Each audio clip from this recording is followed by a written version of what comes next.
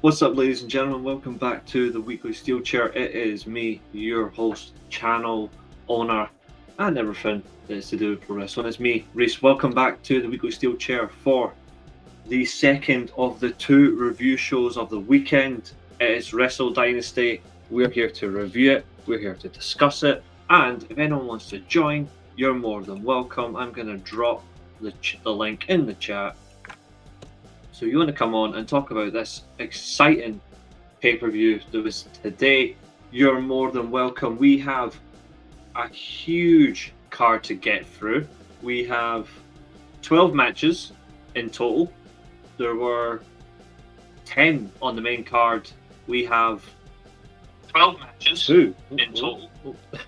Left my volume up because I've just had it on my headphones and I've got it on the phone. We have 2 pay-per-view matches from the pre-match card, and we have a big 10-match main card, including the one return match that everyone was looking forward to. It was Kenny Omega versus Gabe Kidd, the past of the channel versus the present of the company itself going forward. So we've got so much to get through. We've got an IWGP World Championship match to review.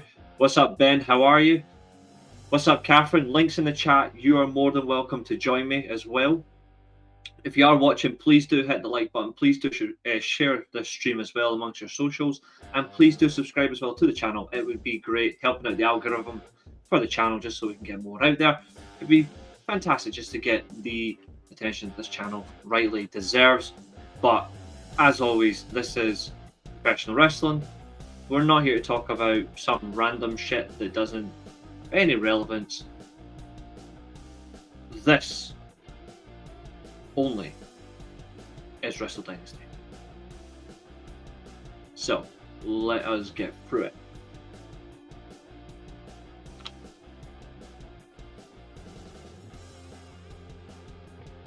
So I'm just going to quickly, ladies and gentlemen, I'm just going to quickly share my screen. Share screen.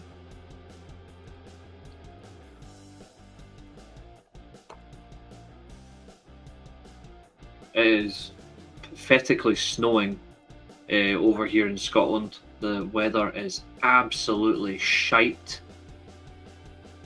Luckily, I don't have to worry about that because I'm not going out on it and I don't intend on it either. So, we are going to start with what was the very first match of the card on the day. It's actually the winner. I actually put in a live chat I was watching, Matthew Shelton's Graps TV. Give him a subscribe, give a check out on Catherine's podcast as well, the Mid podcast. I said in the chat that I absolutely think that Momo Watanabe is going to walk out this match with the win. Comfortably, I was right. And also, she's the first woman to pin Ring of Honor Women's Champion Athena in 2 years. So that also has a big selling point.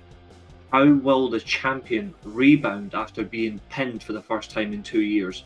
Which, for a woman, is unheard of in circumstances. Not many go that length of time without getting pinned or submitted. So, fair play to Momo Watanabe for getting that crucial victory. The Fatal 4-Way rolls, so it's first pin, first submission to clinch the victory. The winner would get a championship match from any of the promotions that they are participating in. So the likes of if Willow Nightingale had won this, for example, she would get a shot at any of the any AEW title. She also would have got Ring of Honor. Athena is the same, except vice versa. Momo Watanabe, Stardom, and I believe New Japan. Persephone, CMLL. So all round good matchups, good quality. I think the only thing perhaps is I would have changed maybe one of the participants. Not because they didn't deserve to be there, but because it would have made more sense to have a non-champion.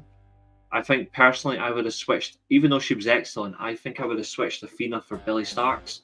It would have added more jeopardy to Athena by saying, well, she's beaten Billy Starks twice. You can't deny her the third time if she was to win the Fatal 4-Way. She didn't. This match, for the length of time it got, under 12 minutes, it was bang on. The flow of the match was exactly what you want. Each woman involved, got their spots in, they got the moves they needed. Willow Nightingale, again, another big performance from her on the big stage. She continues to prove why she's one of the best women's wrestlers on the planet, but she's also one of the most believable, and I think that's important as well, is what can you get from a talent when you're in the ring, and they certainly showed that with Willow. Willow does better in Japan than she does in AEW as well. That's not saying AEW is bad for her. There's more license to roam and roam and operate in Japan than she does in AEW. Momo Watanabe, again, what a standout. Like, this woman can wrestle for, honestly, you could give her a 90-minute match, which you doubt you're going to see. You could give her a 90-minute match and it wouldn't feel like a rush. She's that good. It was a strong performance. It was what we needed, and it gave you a confidence that this woman is going to go and take the rest of the world by storm. She, for me, has a excellent future at the top of the card, whichever promotion she wants to be in. That includes staying with Stardom as well. She could certainly do that, like the 5-star tournament, the red belt, white belts. If she wants to pick up any one of those again, by all means, she could do that with ease. She could take the IWGP Women's Championship from Momo Watanabe. Nobody would bat an eyelash, even though Mayu is a great wrestler. Persephone, she started the match with the mask on, finished the match with the mask off. But for an excellent bright future she's got, it was great. And I absolutely love the impact that Willow especially had with there's one particular moment in the match where she hits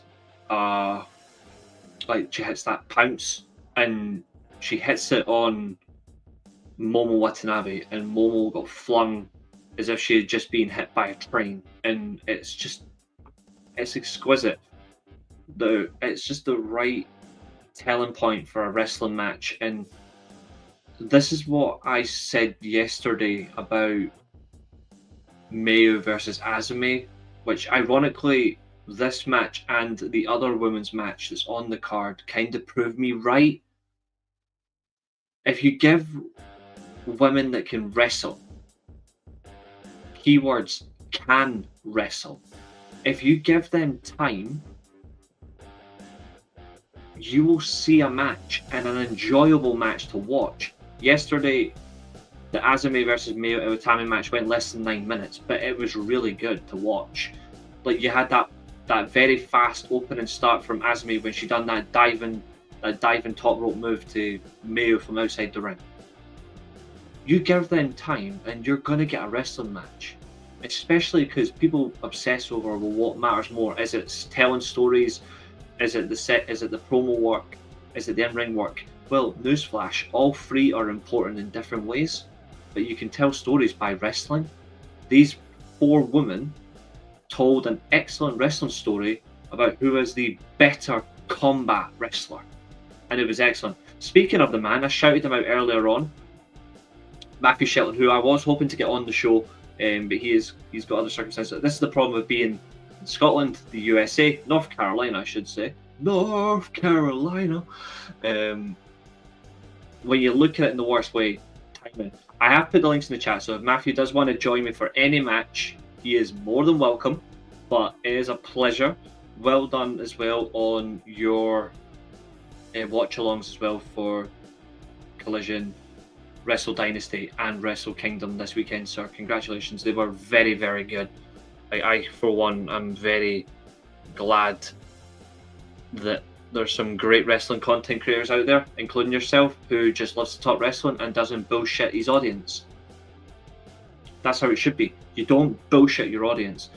Catherine's obviously is getting in there saying, hey Matthew, it's all fun and games. By all means, it is great to see you all, so thank you very, very much. The match does end very swiftly. There is actually another spot in this match I want to praise really, really well. Persephone, actually there's 2 spots. First of all, it's that standing vertical suplex from Willow Nightingale when she's got Athena up in the air for about 25 seconds. But she's also kicking Persephone to the ground, and she's also kicking Momo to the ground with one foot, and she is balancing on her left leg whilst holding Athena. And she does the vertical suplex, and the other one is Persephone's very strong not deadlift, but her like deadlift positioning German suplex on Willow Nightingale. Now, respectfully, and this is not a dig at anyone, Willow Nightingale is a big woman. Like, she is a big woman. For Persephone to hit a German suplex like that, and for Willow to also do the business, that is what I love most about professional wrestling, when you actually see the women doing business for each other. I like the interference from Thekla as well. Obviously, she accompanies Momo to the ring. She prevents Athena from getting the win at the very end. It was just right. It was so good to witness. It was lovely at that, and fair play to the women for such a very good wrestling match. I'd like to see who Momo challenges. The opportunities are there for her. I haven't got a clue who she's going to challenge for, with her title shot, but one thing's for sure, I'm going to watch it because she is incredible. Match number 2, one of the shortest matches on the card, but to be fair, it's on the pre-match, so it's fine. Match number 2 is the Sons of Texas, Dustin Rhodes and Sammy Guevara, defeating the House of Torture, Sho and Yoshinobu Kanemaru for the Ring of Honor World Tag Team titles. This is Dustin Rhodes, I believe, his first appearance in the Tokyo Dome since 1992, when he competed at the very first Tokyo Dome event for himself. He was at the time billed as Dusty Rhodes Jr., which is a very, very calling point to him. I like to say one thing. I was not sure about this tag team at first. I wasn't sure. Purely, and I'll be perfectly honest, I wasn't particularly sure because of Sammy Guevara. I think when you look at it, and if you're being very honest, and put myself in the bigger screen just for a moment, just so I can reiterate this, Sammy Guevara for the past couple of years hasn't been particularly good. Like, he hasn't. When you look at him, he's been very, very similar to his work. He doesn't really change or adapt his game. It was the same throughout. And it's a criticism I have of talent, where if you don't change up your game, then you're not going to be appreciated enough. So I owe this all to him leaving the Jericho Appreciation Society, which is no longer a thing. He went and done a bit of solo work, and now he's back in the tag team scene, but he's actually teaming with a veteran that will actually help him do better. So I am really, really impressed with Sammy Guevara recently. I also want to give a shout out to his wife as well, Tay Mello. She wrestled a great match over in Japan quite recently as well, so which was naturally, I believe it was only a couple of days ago. So congratulations to her as well. Sammy, this is a good start for you. Now on to business. Where were we? Oh yeah, the match. First of all, this match starts so damn well. I like the way they tease it. Now, the House of Torture, obviously, right now, are the main heel faction in New Japan. They are more of the heel faction now than Bullet Club is. But what they have done is how they started this match, and they certainly started this match with typical heel fashion. Sho in the ring with Dustin Rhodes. Sho proceeds to offer a handshake to the one half of the tag team champions, and instead suckers him in, and Yoshinobu Kanemaru hits him from behind. We then get a double team spot, and the match kicks off into gear. Throughout the match as well, we get classic Sammy Guevara offense, the springboards off the top rope. We get his diving moonsault. We also get a very strong section from the challengers. They get about 3-4 minutes of domination on Dustin Rhodes and Guevara each. Sammy Guevara especially is neutralized towards the midway point of the match. Quick fire tags from Sho and Yoshinobu really stops him from getting back into the match itself. But the turning point of the match for me is when Sho actually takes the turnbuckle pad off. So both men do get hit off the turnbuckles, Dustin Rhodes and Sammy Guevara, but what they mistake here, Sho and Yoshinobu, is they, like a typical heel does, they overly taunt to the crowd, and that allows Sammy Guevara to crucially hit the enziguri, which knocks back Sho. He makes a tag to Dustin Rhodes. Dustin then takes, first of all, because of the title belts are brought to ringside. They're brought onto the ring mat. There's also a bottle of whiskey that's brought on as well. Dustin Rhodes takes a whiskey spit to the face. He then gives the receipt to Yoshinobu, and at that point Yoshinobu then takes that suplex vertical slam from Dustin Rhodes that he's done since 1995, which is still a very good move. And then we get the diving swanton bomb from Sammy Guevara, that high angle swanton bomb. And Dustin Rhodes gets the pin, we get the cover, and the champions retain. Lots of praise and lots of negatives from this one, I must admit. So I'm going to make it short and sweet. So what I thought was good about the match. First of all, I liked the fact it's the two central tag teams that are doing it. So obviously you've got the champions and you've got the main tag team of the House of Torture. So you do have a good tag team blend.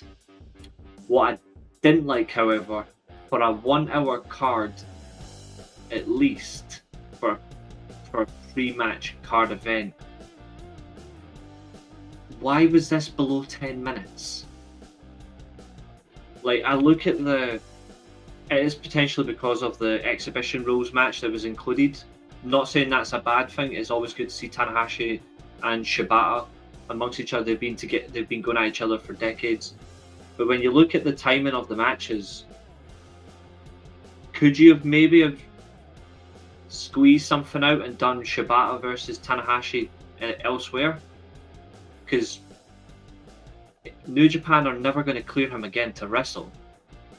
So why not just do Tanahashi versus Shibata, I don't know, Forbidden Door? Make it a Forbidden Door wrestle. They'll be able to wrestle on Forbidden Door because New Japan have got no say in that. Like, AEW could just overrule it. Just say, well, we're going to have him because it's a joint card. We'll wrestle him. You're not in Japan, so let's do this. Like, it's a possibility. Or tease it and do it in a different environment, but it's just a shame that it had to be a grappling rules exhibition match. But I'm not going to be overly critical on that. I actually thought it was okay. But I think that the tag titles deserve just a little bit more on the card, in my opinion. I think just under 10 minutes for 4 talents that can do the job, it's a bit undercut. Just my opinion. Just my opinion. If you think I'm a bit harsh, please do get your comments in. But just from the opening 2 matches, you're looking at 20 minutes and 55 seconds of wrestling here. What do you all think about those two opening matches on the card? I just want to get everyone's thoughts and opinions on the opening 2 matches.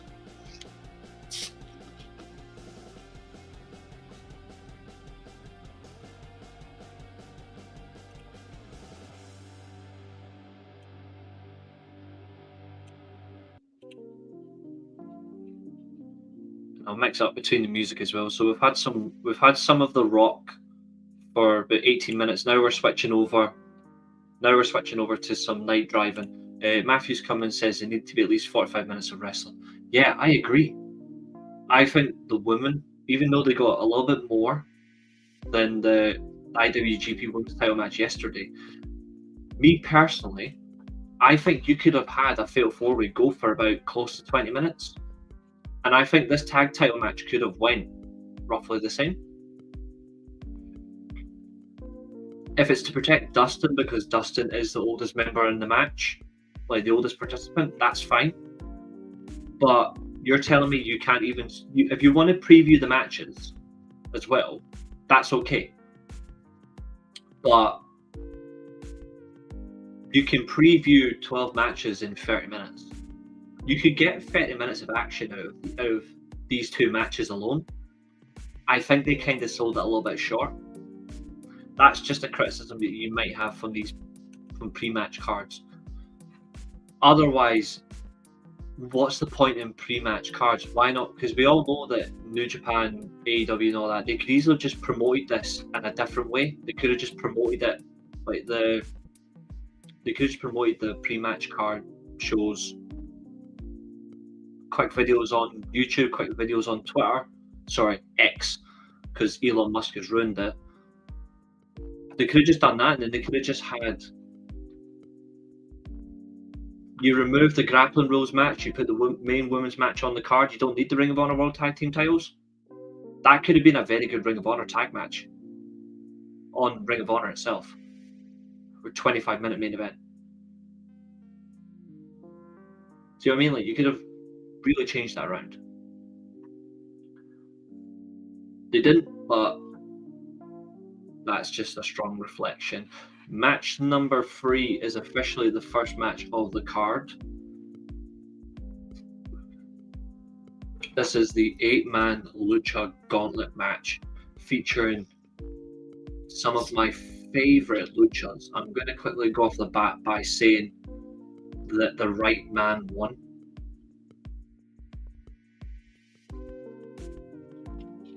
Taiji Ishimori is one of the best wrestlers I've ever watched.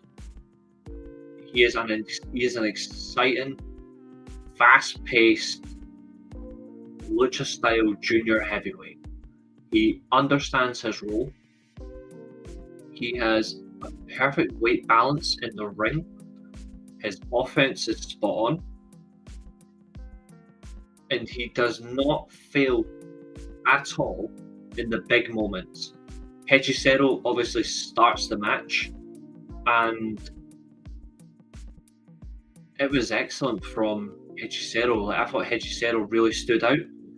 In terms of his work, it's certainly come along in the past year. Obviously, the first time I saw Hechicero was the Forbidden Door match against MJF.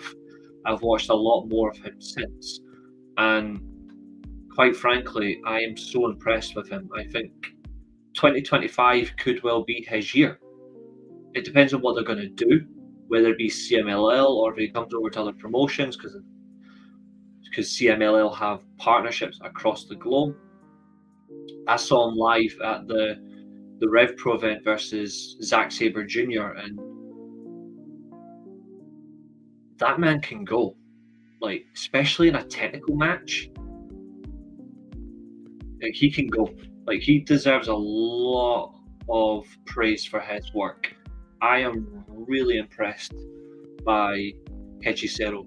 Koji Fujita, obviously, last night at Wrestle Kingdom, he was victorious in the ladder match alongside his tag team partner Robbie Eagles. They won the Fatal 4-Way for the IWGP Junior Heavyweight Tag Team match. It was a fantastic ladder match. Koji Fujita, he stood out in this one. Like, he was excellent. He was also the one with the fused diving moves as well. So that really set the tone when normally his game is either low ground offense or diving moves. I liked his link up, especially with Master Wato. Master Wato continues to improve. The Grandmaster is arguably one of the best in New Japan for the junior division. Why does he not get more title opportunities? I don't know. I think he's excellent in the ring. Mascara Dorada, the youngest member of the match, he was far too flashy. Now, I love lucha wrestling. Don't get me wrong. I love lucha wrestling. But I'm sorry, but for 16 and a half minutes, for eight of them, yeah,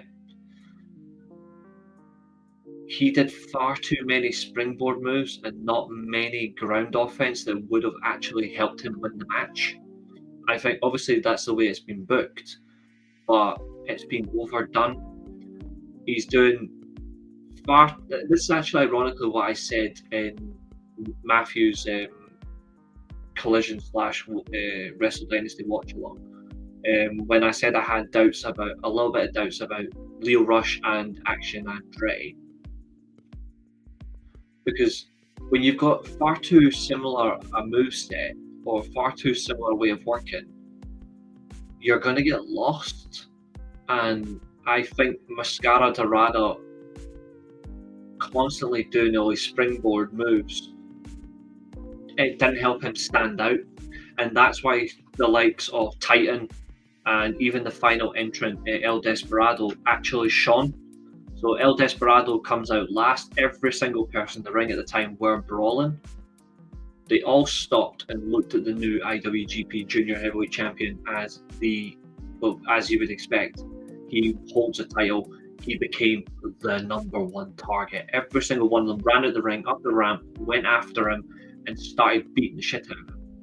We get about 7 or 8 high offense moves on the champion. Hechicero goes for the first cover, and then brawls break out. You've got running knees, you've got lariats, you've got fireman's carry slams, you've got Death Valley drivers. You've got any move you can think of. Those guys were doing it to each other after Hechicero got that cover. The calmness, however, of Koji Fujita is what cost him, however. He takes too long with one of his moves as well, annoyingly.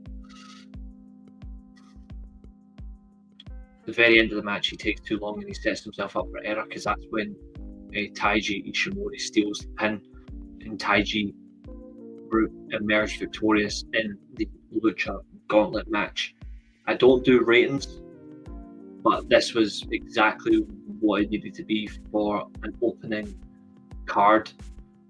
If this had been anywhere else on the card, it would have backfired. Pros and cons. Pros being it wasn't the champion who won the match. It had good pace. It had good timing. It had a good balance of talent as well in the ring. Negatives: so many high angle, high offense springboard moves and diving moves that we didn't get to see the groundwork of Ishimori, Master Wato, and Koji Fujita enough. I didn't see a lot of Titan as well. I don't think he stood out in this match. I don't think his inclusion really contributed, unfortunately. And it really took away what he could have contributed in the match, unfortunately. So that's a con for me. Up next is Hiroshi Tanahashi versus Katsuyori Shibata. 5-minute grappling rules exhibition match. It is as it was. It was just an exhibition. Both men just trying to see who is the better grappler. Ends in a draw. And both men shake hands. Can I just say that is probably one of the best moments of the entire event? Like, that whole moment is better than the match itself. Now, it's not. Now, this match obviously is to protect Tanahashi's knees. It's also to protect Shibata's head. But that handshake, that made it all more special. And I'm so glad that they did that. I am so glad that we got that. Did I think we needed it? No. But these are the special moments, is what wrestling fans look for. So yesterday we got one, for example, with Naito and Takahashi after the match, when they both did the salute to each other after we got that match that we've been waiting on. This time you get the handshake between two men who debuted at the exact same time in New Japan. Both men debuted in 1999. So that's literally 25 years at the top. Both men would wrestle each other at a high stakes match in 2005. They've teamed and tagged together. Well, they've teamed together. They've also fought against each other on numerous occasions. It's just good to see, and I'm glad that even for a 5-minute grappling match, at least these two legends were able to stand across each other in the ring one last time. I don't think it's ever going to happen again. If it ever happens again before Tanahashi retires at Wrestle Kingdom next January, then who knows, Wrestle Kingdom 20 will be his last ever match. I hope to do that. I actually hope, even though he did retire 5 years ago, it would be somewhat of a dream.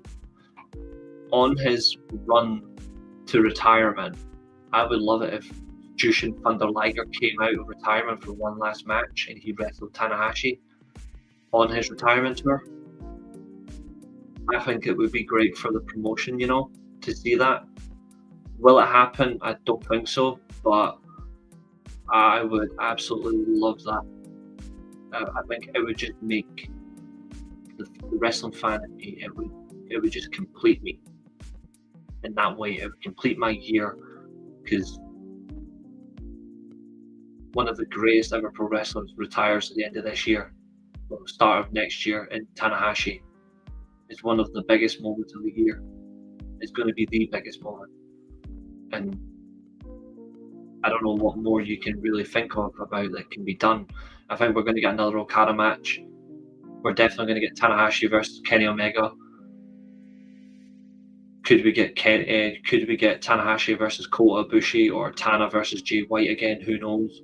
Will we get Tana versus Naito? I don't know, but I hope all of these matches plus Liger does happen. The president should just be making these matches for himself. He doesn't have to win them all, but he should be having them all. It's your final year. Go out in style. He's still a never open tag team champion, 6-man tag team champion with Oleg, Bolton, etc. When they lose the titles, I wonder who they're going to lose it to. I'm intrigued by it. These are all questions that pose a thought, and this could be something that nobody is expecting. We might weirdly get Tanahashi versus Josh Alexander, or Tanahashi versus Takeshita. We could get Tanahashi versus Speedball again, rematch from Multiverse 1. It'd be absolutely wild if we got, in his retirement run, we get Tanahashi has another match with AJ Styles or Shinsuke Nakamura. If I get those matches in this final run, it would be incredible. It'd be the greatest final year run of any pro wrestler. I don't think you could ever top that. I don't personally think you could. Truthfully.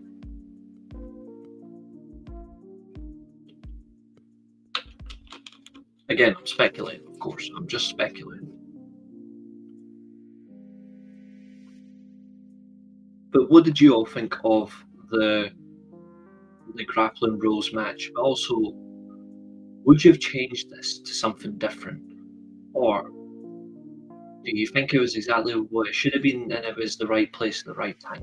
Tell me your thoughts on this one before we move on to one of the matches of the weekend, and already another women's match of the year contender. We're now up to 2 days.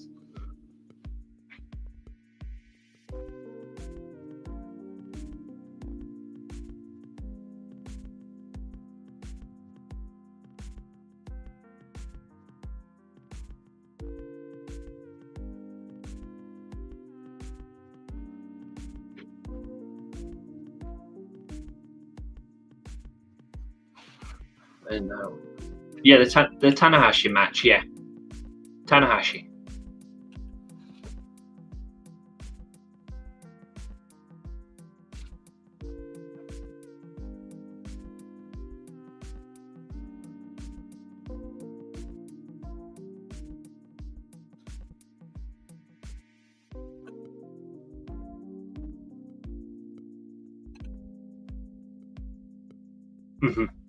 I liked where it was, but this is something I would agree on. Like, you give that to other time and other matches. Think about what you could have had. Like, you look at the card. Where would I give more time to? Right here. Ironically, the next match I'm about to talk about.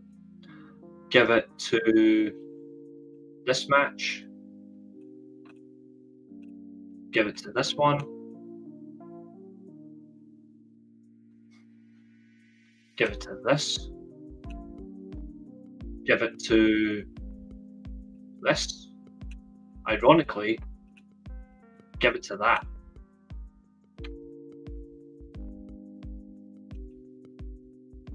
This was an underrated match as well. All these matches with more time would be even greater. I know. It's because he knows New Japan will never clear him again. I look forward to hearing what you're going to say about the Perry match.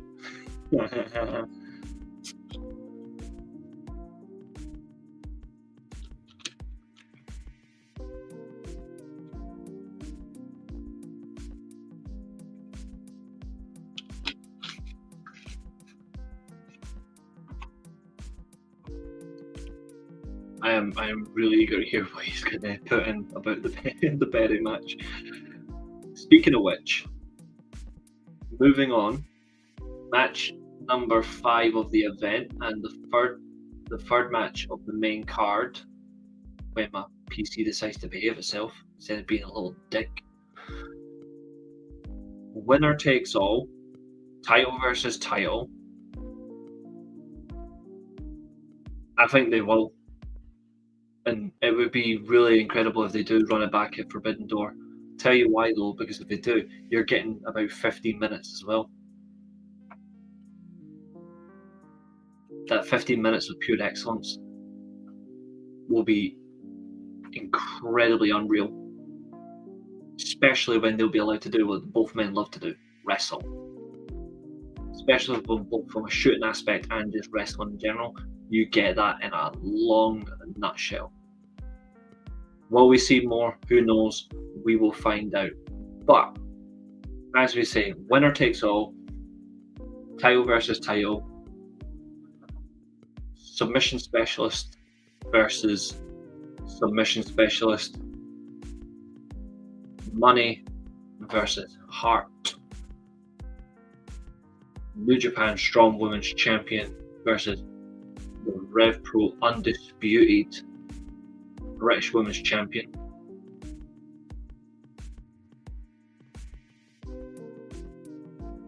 I quite like that comment.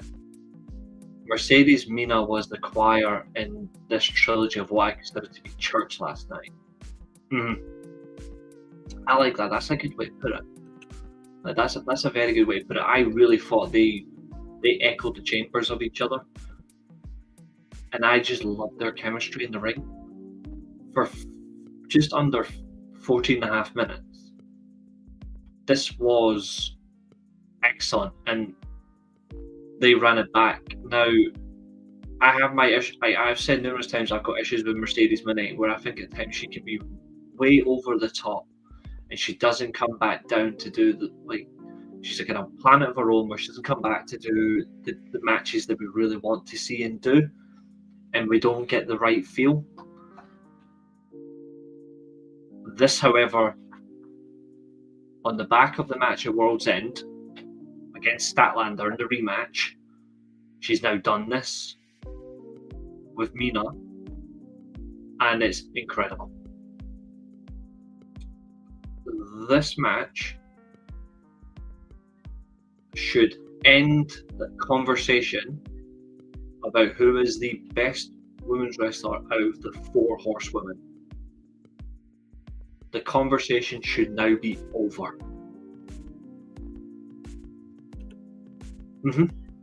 I think it was more than good personally, but I respect your opinion to say it was a good match. I thought it was great.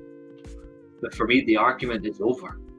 I think now, personally, doesn't matter what organisation you're in, it's just the conversation's over. Out of the 4 horsewomen, Mercedes Moné is the best of the 4. I'm sorry if nobody likes that, but for me, I stand by it. Like, it's over. How can you top her body of work? Even though she can be a bit of a spoiled brat. She is. Even though she can be a bit way too melodramatic. How can you top her match catalogue? How can you top her individual character? She's an evolution of herself. I do have one critique about Mercedes Moné's matches though. I don't think I'm the only person that's ever said this. So it's pretty much an echoing statement, but she needs to stop the money maker as a move. She needs to retire it. I think it worked really well with Mina Shirakawa, but it doesn't work with bigger opponents. I think she needs to go back to the money statement and just use that crossface. It's worth the match quality, and that's what I want to see. So I absolutely believe that she needs to go back to using the crossface as her finish. She needs to stop with that moneymaker. No one is worth that money. No pro wrestler on the planet in any organization is worth that money. I will agree on that. I agree to that. But she's still the best out of the 4. Plain and simple. I don't think the other 3 come close to her. And I like Bayley. But I don't think she's on that level anymore. She was close at one point. But now Mercedes has completely encapsulated them. Wherever she goes next is an interest. Especially throughout the match where you see Mina utilising the figure 4, which is what she absolutely is fantastic with. She really likes that figure 4 leg lock. She likes the Inglorious Mina driver, which is excellent to watch. But it's the variety of offense that you get from both women. So the Meteoras, I don't think she is. I don't think she is. I would honestly, when it comes to charisma, the one who has none is Charlotte. She's got absolutely no charisma. I mean, she's got no talent as well, but less said the better. I was at that match, it was awful. But that's because Britt Baker sandbags everybody.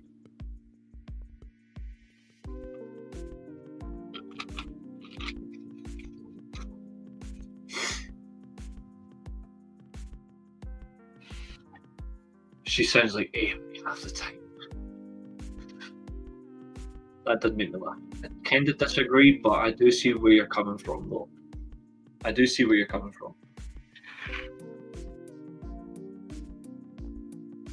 I didn't expect the first figure 4 leg lock to be broken straight away, because obviously at the time Mercedes is obviously selling the knee that Mina Shirakawa has attacked throughout. I think she may have went to the ropes a bit too quickly.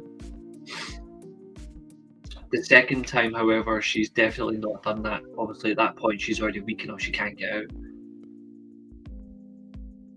We got that level of technical back and forth.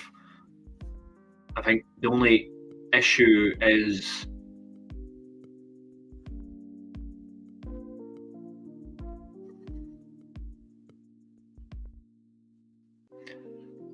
throughout the match, I don't think either woman was in enough, even though it was a good wrestling match, I don't think either woman had enough jeopardy. There's more jeopardy in one of the matches coming up than there was in this one. Like, I think in this one alone, it was just purely who was going to outwork the other. but I didn't get a jeopardy of who was going to be close to losing until it was literally the very, very end, when after the Moneymaker is countered in the ring for the first time. The second time, however, it lands. We get the finish. Mina Shirakawa was in complete control. She's now lost her championship. Mercedes is now a holder of 4 separate championship belts. It's quite obvious she's going to go for a 5th, wherever that may be, whatever that may be. And right now, you would bet your money against her. Whatever title she's going for, she's going to win it. So, will it be the IWGP Women's Heavyweight Championship? Will she go for it? Could she just ruin Athena's run and take the Ring of Honor title? I wonder. I'm eager to find out, but time will certainly tell. We will view that in due course. The guy says, I personally when Charlotte, when motivated, is a great wrestler. She had a great match with Rhea Ripley, her best match that I've seen of her. Yes and no. Charlotte is only motivated when she's got a title match. When Charlotte's not in a title picture, she couldn't be arsed. I think she's very lazy. Personally, I think she's quite lazy. As for the match with Rhea Ripley, most of it is very good. The German suplex lets it down. But it is still one of her best matches. I won't disagree on that. But unless it's a title match, Charlotte doesn't care. That's why I would rather, if I was a women's wrestler, I would rather work. I think right now in that WWE main roster, a match with Bianca Belair is more. Bianca Belair, Io Sky is more rewarding than working with Charlotte, because they're motivated no matter the situation.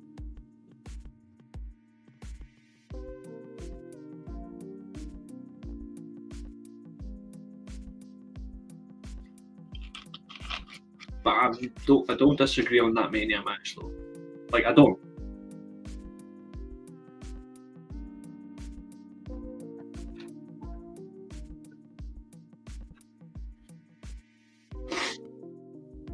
Like I say, when it comes to praise and criticism, I'm always fair. So, speaking of praise and criticisms, pros, the women were given a good amount of time in this match to work with each other. Inside the ring, outside the ring. The blend of offense, the timing in between each move, the timing between each fall, or even an attempt at a pinfall or submission, the timing was very good. Where it went wrong, first of all, the immediate break of the first figure 4 leg lock when you're already selling a knee, like damage to the limb. It kind of took away from me this figure 4 a little bit.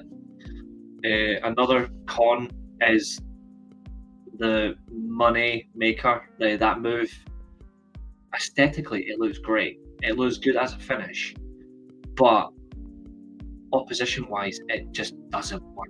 And on a long-term basis, I think she needs to just find something else. She needs a different. If she wants to insist on a standing finish, then find something else. She's a fan of Eddie Guerrero. Why is she not using a brainbuster? Why is she not using the Gory bomb? You know what I mean? Like, or hell, if you're going to use his Three Amigos, just do the frog splash as a finish. You can still use the Monet statement crossface as a finish, but use a different standing finish or use the frog splash. It's just my opinion. I think the money maker doesn't work as a long-term finish. As for Mina Shirakawa, she's now lost her title, so will it mean will she do more back work with Stardom now? Will we see less of her in America for a while? Who knows? Will we see less of her in the UK? Oh, I hope not. But she needs to get her rematch. Will she win the title back? I don't think so. I think Money will lose it to Dani Luna. Either way, it was nice to see. Good match. I'm happy with them. And here's to 2025 for Mercedes Moné and Mina Shirakawa.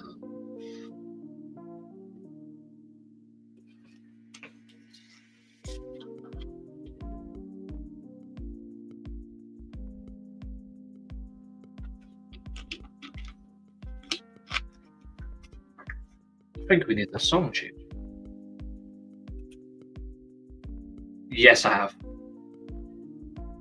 I have indeed, yeah, they are quite good. They're one of the few channels I like. There's a few other ones that are quite good. So we're going to add one more song. We're actually going to bring some of these songs back. I need to get my own versions. We'll play Into Space.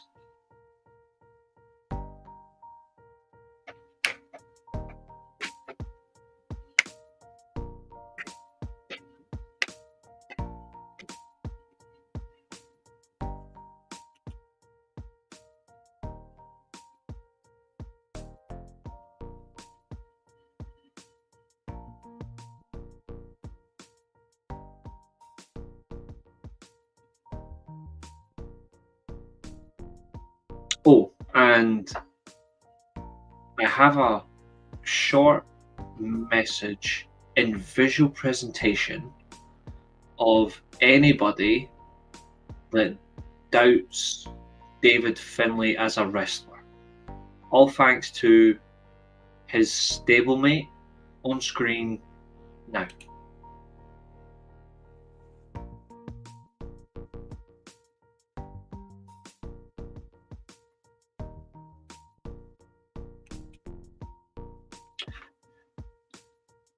To David Finlay doubters. Fuck the lawyer.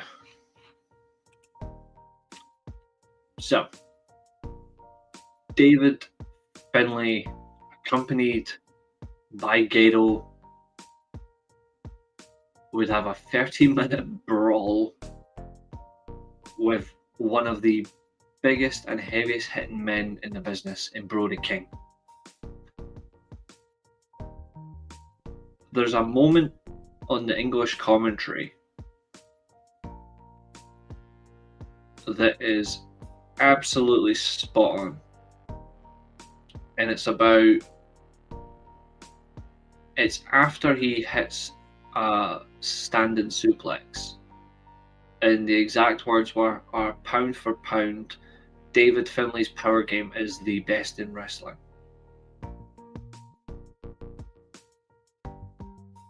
When you look at the talent, like strong talent in pro wrestling, the likes of a Brock Lesnar or a Claudio Castagnoli, even someone ironically like Bobby Lashley, it's hard to disagree about David Finlay when it comes to that power game. The guy's mental. What do you think of Jeff Jarrett challenging for the world title? I mean, all in all, Jeff Jarrett is a pro wrestling legend. It's nice to see that he is ambitious enough to challenge for it. Do I think he's ever going to win the thing? No.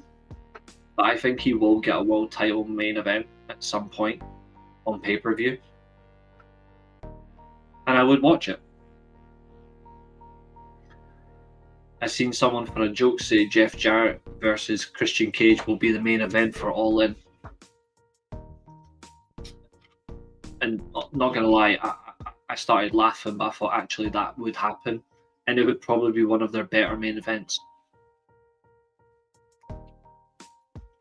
Just two classic wrestlers wrestling each other for the opportunity to be world champion. I don't think it's gonna happen though, but I like the fact that he insists on ending his career as a 13-time world champion. I like the fact that he wants to do something in his career that justifies his legendary status. He's been wrestling since he was 19. Like, the man has been going for so long. And I've always been a fan of his. Like, I've always been a fan of Jeff Jarrett's, even the times when I thought the guy needs to just disappear. And there's times where I have said that. Like, there's times where I've said he absolutely does need to disappear, because he doesn't need to do this anymore. Frankly, I would have him doing the booking. I would have him booking Dynamite. I think Jeff Jarrett is an excellent booker. He knows what he's doing. He loves this business more than life itself. He's been part of this business for decades. I would love to see him just do that after he retires. I don't think he will, though. Yeah, he right now is so much better than Chris Jericho. So much better. Better matches. He's still better on the mic.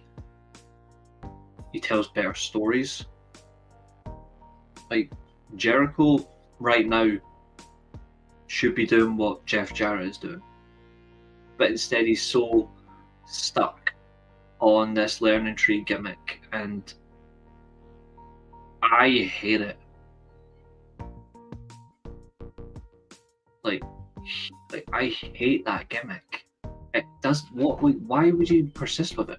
Especially the fact is he's doing it in shitty trunks. Jericho, bring the ties back and just start wrestling again normally. Stop wrestling like a peasant. Just wrestle properly. Get away from the learning tree gimmick and start wrestling properly. Hell, I would take Chris Jericho rehashing his gimmick when he came out dressed like Nick Bockwinkel, when he started donning the suits at the end of the 2000s. When Jericho turned heel in 2008, just let him do that. Just Jericho come back out in suits and just speak with that monotone and just make vitriolic hate. It would work. It would work. He is older than Jericho and he looks in better shape. Yeah, he does. I think he's also more motivated than Chris Jericho. I've never questioned Chris Jericho as a pro wrestler ever in my life. In that way. Like, motivation to wrestle. But when I look at right now, I honestly think there's more motivation in Jeff Jarrett than there is for Chris Jericho. Like, it says a lot that Jeff Jarrett is motivated at his age to go after the AEW World Title, whereas Chris Jericho is just motivated to be the learning tree. Like, I'm sorry, but how am I supposed to take Jericho seriously like that? Like, this is a guy who at one point was this.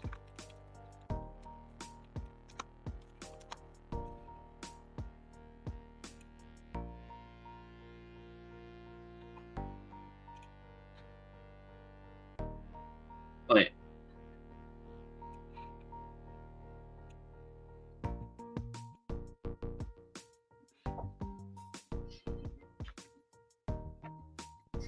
that was 5 years ago. Chris Jericho 5 years ago was the first AEW World Champion. You know what I mean? And it suited him.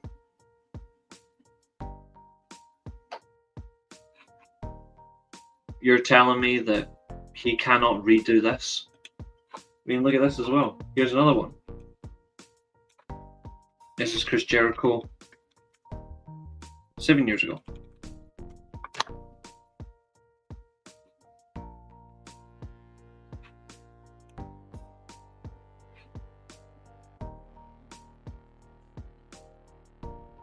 First of all, one of my favourite title designs, the IWGP Intercontinental Championship. I wish that came back, even though I do love the global title. But this was a great version of Chris Jericho. The Painmaker was unmatched.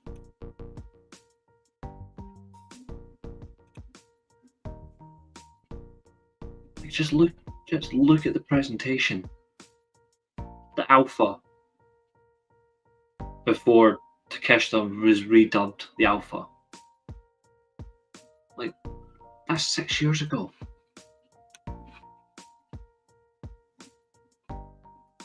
Like, it's ridiculous. He was also in way worse shape than he has 2 years ago when he came back. He looked in great shape when he came back from his health scare. Yeah, he did. He did. I mean, look at this one as well. Just look how lean. 3 years ago, look how lean Jericho is here. It's madness. Like, it is absolutely madness, and I've got no means to it. This is what I was talking about with Chris Jericho. Like, this is a part of Chris Jericho that I miss.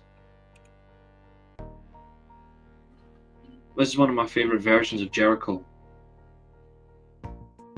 Like, this is one of my favourite versions of Chris Jericho when he started wearing suits and he started acting like Nick Botwinkle was in AWA back in the 1980s. This guy literally went, I'm just going to talk to your face like you're a human being, and I'm just going to belittle you. And he's just going to tell it as it is. No bullshit. That is Chris Jericho. This was the best version of Jericho in terms of WWE. And then obviously the Painmaker was his best outside. We don't get that anymore. We don't get that anymore. So that's a big miss. I think Takeshita is the heir for Omega. Depends on the company, I would say. But yes, I think if it's AEW specifically, if it's New Japan, nah.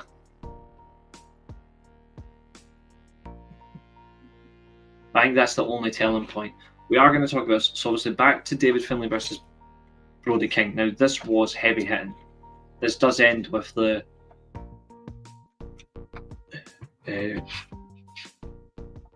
it's like that patella knee strike that he does. It's a great move, but back and forth, these two are brutally beating the shit out of each other. In the commentary, reiterating that David Finlay's got the best power game, pound for pound, in pro wrestling. It's hard to argue.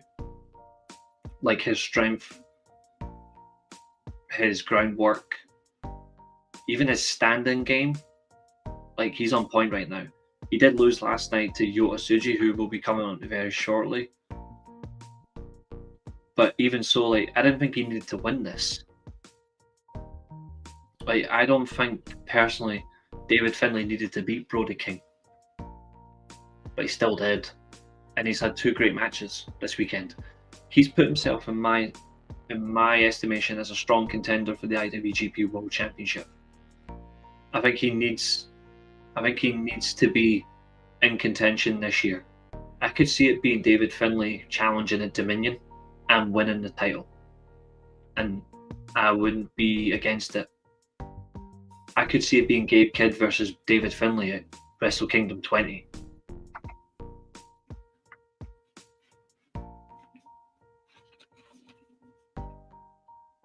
Just my opinion. I think it could happen. It was a cracking match. Brody King as well. Like, I love the way they compared him to like say Bam Bam Bigelow and Giant Bernard, who, if you don't know, that is formerly the A-Train or Tensai. He was Giant Bernard in New Japan before he repackaged himself as Tensai. Generally, Brody King wrestled like those two. Power hungry, meaty monster. I hate the fact that meat is becoming a thing, but when it's relevant in this case to him. Yes. It's crazy that this could have, if you'd swapped Brody King for Powerhouse Hobbs, you still have the same match. That's how good it would have been. And that's how good it was. Brody needed to win more. Yes, especially because I think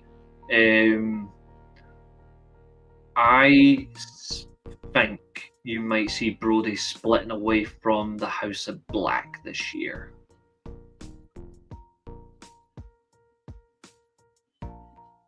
I think that might happen.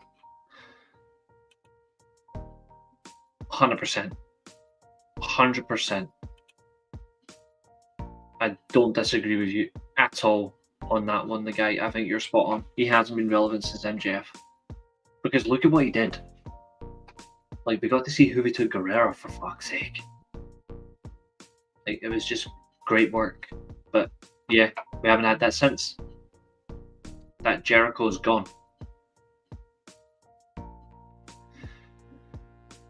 And I also, sadly, I just want to say I blame Tony Khan too. Now, he doesn't get a lot of things wrong, but he got that wrong because he continued to persist with these Jericho stupid entertainment gimmicks. He didn't need to. And I think Jericho should also take some of the blame as well, because he should have put a stop to it as well. But he didn't. So they're both as bad as each other. But they need to hold some ground and stop doing those types of gimmicks for Jericho. They need to end. Because he doesn't need to do that shit. Jericho can entertain by being a great wrestler anyway. He's already entertaining enough. Don't put him in these stupid gimmicks. He doesn't need to do that. Like, it's embarrassing. So, Catherine, before you come and kill me about slating Tony Khan, don't worry, I'm not. I'm just criticising. Just criticising.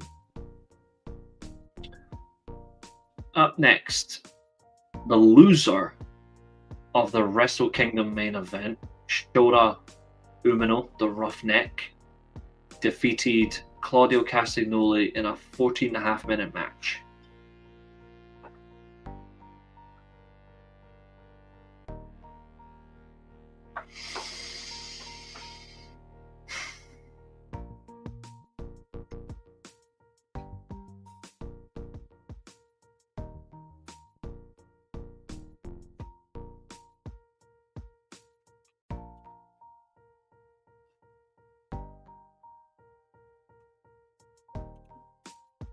Thank God. Yeah. I just want to say about this match. I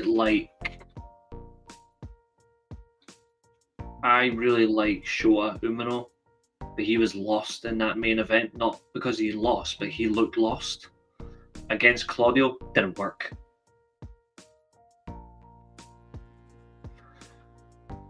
Shota Umino and Claudio Castagnoli was on the wrong card.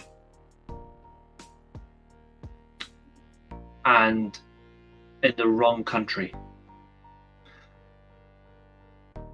This shouldn't have happened to begin with.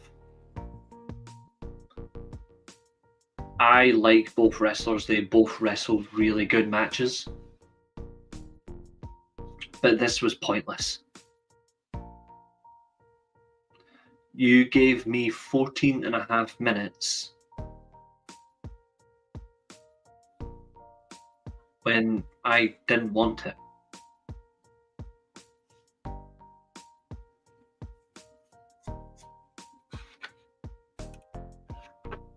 I'll say again in big screen. Well, bigger. I like Shota Umino and I like Claudio Castagnoli. They both wrestle good matches. A mixture of power game, technical wrestling, slow limb work, or high pace.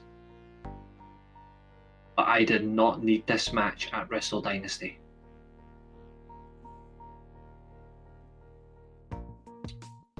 I would have taken this match at Wrestle Kingdom instead.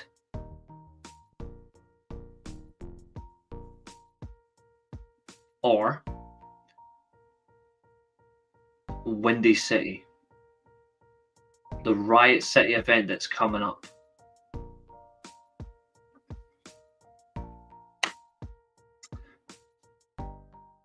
It was in the wrong place, wrong time, wrong match card. The correct opponents for the match, the correct two, wrong place. Really wrong place. They got this so wrong. This match, I would have given all that time to other matches. I would have spread that 14.5 minutes across maybe 2 or 3 different matches.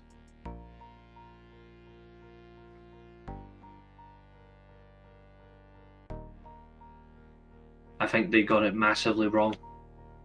It wasn't a bad match, by the way. It's actually a decent match to watch. It's just the wrong place. especially because it's persistently going for finishers. Constantly, Shota kept going for the Death Rider double underhook DDT. What's the point? What is the effing point? I'm sorry, but that does not work for me. Like, this again is what I reiterated yesterday. Why does every single match need to have a finisher and a signature? We don't need them. Wrestle, for fuck's sake. Just wrestle. Your finisher or signature can come towards the very end. We don't need a constant reminder that you love to use Jon Moxley's underhook DDT. You know what I mean? Like, that's like you're going into a Brock Lesnar match and all you want to see is 150 F5s. Or look, The Rock's coming for one match. Let's have 35 Rock Bottoms. No. You want to see the art of wrestling and get to that move. Whether it be constant counter attempts, then one luckily hits, which does happen. But when you over persist, you take away the essence of a balance. So it's actually really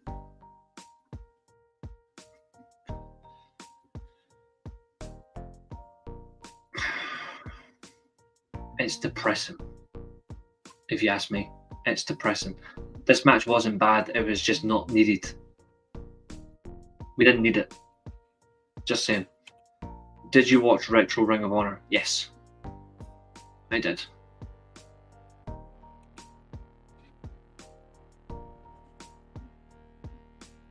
I absolutely did. I liked old Ring of Honor.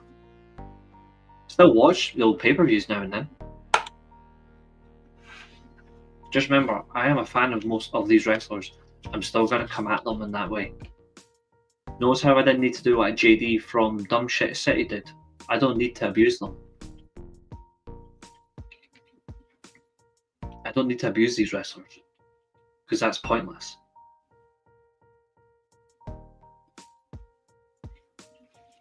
I'm just going to critique where and where it's not. Now, the guy made a very interesting comment as well. I don't care about Jack Perry. I'm just going to reiterate one little thing for you as well. And I'm just going to put this on a banner for you, my friend.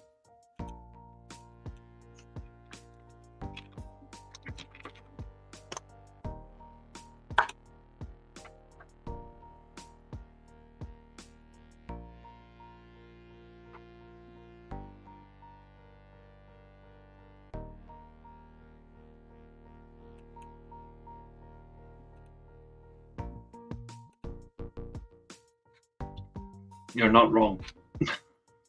You're absolutely not wrong. When it comes to Jack Perry, no one really cares. The guy was ruined the minute Christian Cage buried him because of his dead dad. That was it. I wish he had done more, but he didn't. But Jack Perry doesn't really do anything for me now. He did do one thing I'm happy with. He did bring out that really cool black and red design TNT title. But apart from that, there isn't much to him. The scapegoat character has lived its course. I don't know what more you can get from him. I really don't. His match quality isn't bad. Just, I don't see a lot from him. I don't know what more he needs to do to convince me to like him again. It's difficult. I think he does have a good match quality. He just needs to look at his own character, his own gimmick, and maybe revise it and change it a little. I could see Jack Perry being a world champion in the future. Yeah, he could be a future Ring of Honor world champion.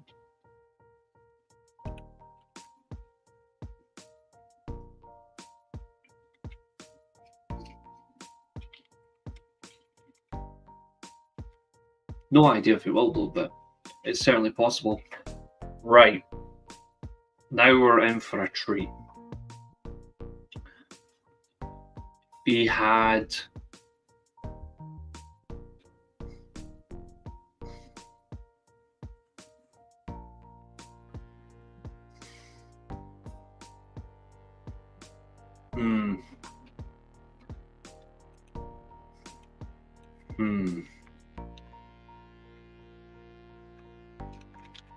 was it?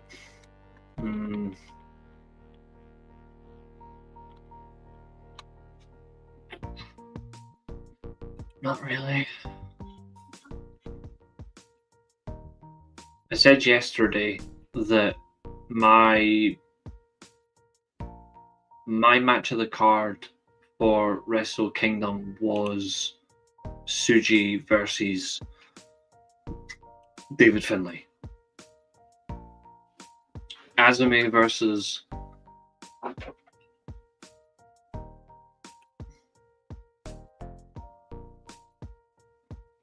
she's a belt collector. And to be fair, a lot of good women's wrestlers have held that title in recent years and challenged for it. It says a lot when you've got Mickie James coming out as a free agent challenging for that at the anniversary show. Same with Mia Shirakawa winning it. Dani Luna. Like, these are all top women's wrestlers that want it. Now Mercedes wants to conquer the British scene.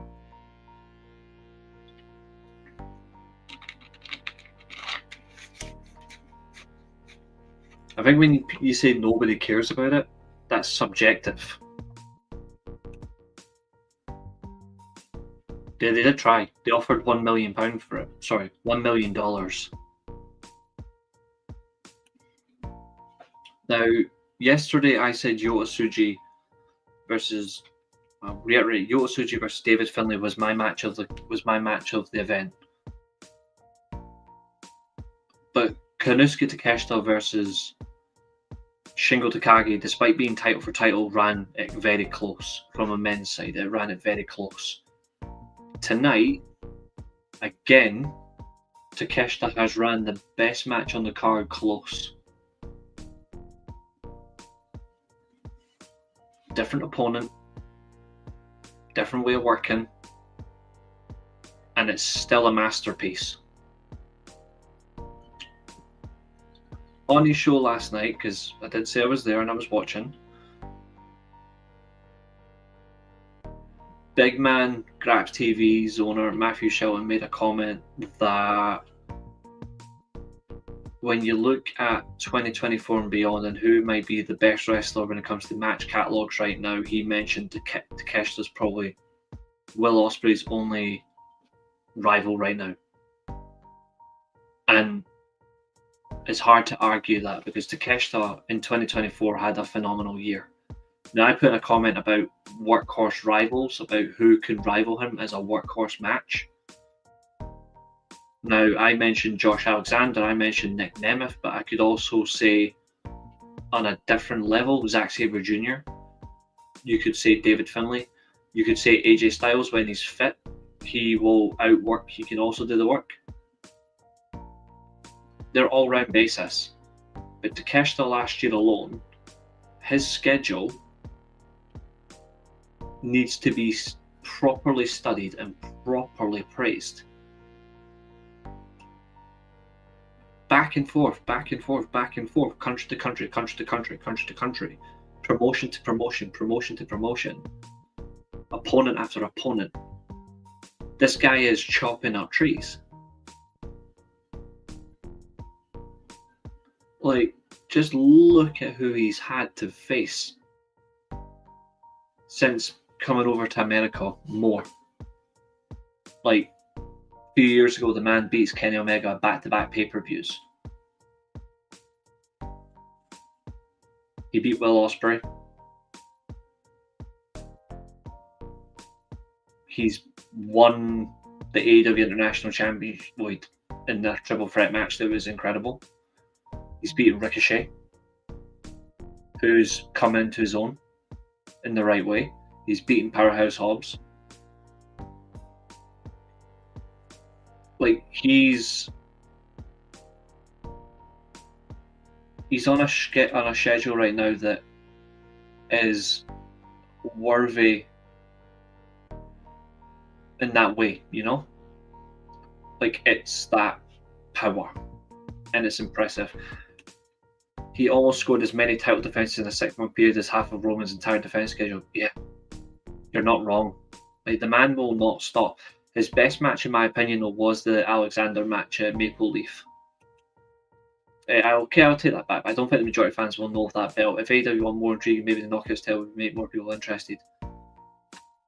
Yes, I mean, that makes sense. The only thing is, though, is look what AEW did to TNA as well. It wasn't particularly a good partnership on both sides. Now, a lot of people are going to say, well, the WWE partnership has done well for TNA. No, it hasn't. TNA's best partnership was with New Japan. The second one, not the first one when they got it wrong. Actually, to be fair, the first one up until Okada, the partnership was going really well. But the second partnership, when they brought in Yuya Uemura and all that, and Kushida, spot on. And Okada back properly this time. That was a much stronger partnership. Partnerships that are all for themselves and the other company doesn't benefit gets you nowhere. And to a degree, I really want to see AEW talent stop winning New Japan titles. Same the other way around. They don't need to win these titles. If you're not in that promotion, don't win the championships. Just challenge the champion to a non-title. I agree with you on that. MLP was a jewel in the crown. It was my match of the year. For 2024, that was my match of the year.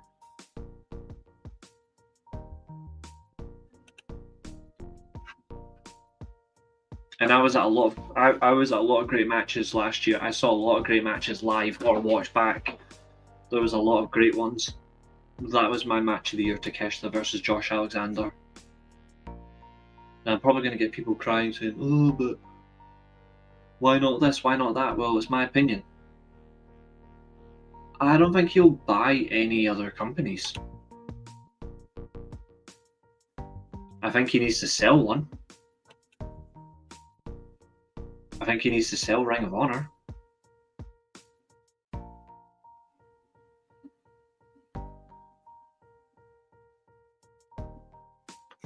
Because I don't think he needs Ring of Honor, personally.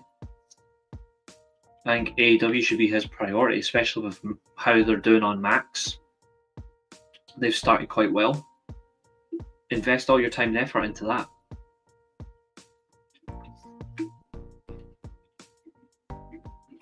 "50-50 partnerships between companies is what's missing. That's why Scott D'Amore deserves a lot of credit for what he's done with Maple Leaf since they've restarted. They've done partnership match promotional events with the likes of AEW, TNA, New Japan, AAA, and nobody's made any complaints. GCW as well. No one's made any complaints about them because everyone's getting a chance to promote themselves and have great matches, tell great stories, and get presented. Ironic, eh? If you make it equal, you enjoy the work. And ironically, that's what we got from Takeshita versus Tomohiro Ishii for the NEVEE Openweight and International Championships. Now, obviously, the Alpha is now double champion. Ishii really gave a strong showing against the champion. Really, really good showing. But in the end, it's the quick forearms, the headbutt exchanges, and then that spinning fireman's carry for the win. He's on another level right now, Takeshita, and I don't know who. I actually don't know who beats him.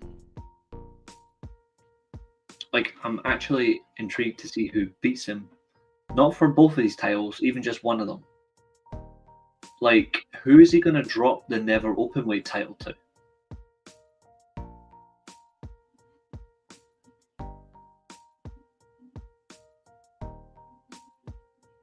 don't think it's going to be Gabe Kidd. I think Gabe Kidd will want to go after the IWGP Global title now to take David Finlay's championship, as he calls it, take it away from Yota Tsuji. I think David Finlay will want the world title. The NEVEE Openweight title, is there going to be a rematch against Shingo? Like, I'm actually intrigued to see who comes after him. Same with the AEW International title. He's actually doing what Orange Cassidy never did. It's called the International title, and Takeshita is the only person who's made it an international title. Moxley didn't do it either. He just seems, let me go back to that one, do it properly, because he's a person who doesn't seem to care if he makes money or not. He just seems to do things for the minority of fans. Yeah, he's doing it for the minority, but he's also making money off them. He does need to branch out more. I think that is a negative reflection of Tony Khan. I think he needs to do more. But the likes of HBO Max, Triller TV, TNT TBS, you should be able to present the product more. And if you're getting $3.6 million a week from HBO, you should be able to invest that into the presentation of the product now. I think it's very possible. If Shockwave doesn't happen, then spread the talent more across Dynamite and spread it across Collision. I think you could have a head booker for one show each. Like Tony Khan could be the head booker of Dynamite if he wants Dynamite that much, or he can be the head booker of Collision. I think another person who should book his other shows, I would say, is Jeff Jarrett. Let Jeff Jarrett have one of those. Even though he is still wrestling, he's re-signed his final ever wrestling talent contract, which is great. I think it's clever, and I would, whoever books whatever show, you could build one of them around Takeshita. And I don't think there'd be anything wrong with that. It doesn't need to be a brand split, by the way. It just needs to be like, it could be like the old days. Like the old days of Split, before they had two world champions in one organization. You could still have talent on both companies, like on both shows for the company itself. But the world champion does Collision and Dynamite. But you have the tag team champions do both shows. And you do the TNT champion and the international champion, they do one each. I think the Continental Classic has to be merged with the international title. Like I would unify them both. Like Okada versus Takeshita for both titles and merge them together works. And I want it to happen. Whoever wins it, of course, doesn't bother to me, because then the first challenger should be Shelton Benjamin. It's right there. Just make it happen. I'm just thinking what will happen if that deal's up, if they're going to keep them. Tony should think about that. I think they will. I mean, they're signed to HBO Max for, 5 years? Let me just check. HBO.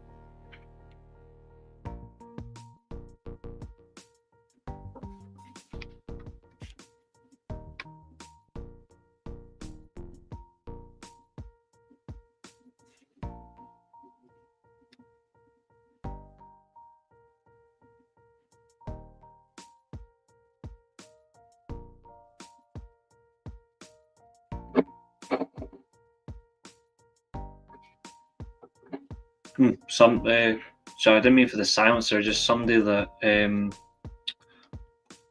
my mum's a big fan of RuPaul Drag Race, and I've just seen that one of the talents that she likes has passed away. So that's a fucking scary shock.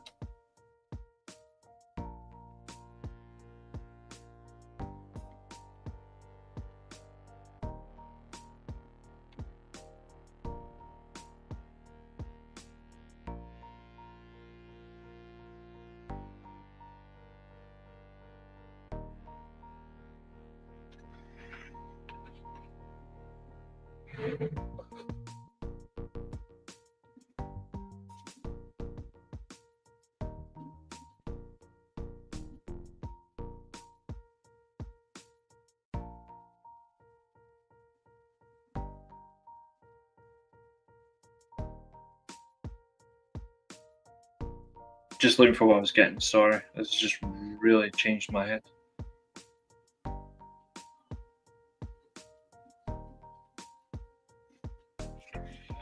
Right, okay, so HBO Max AEW deal.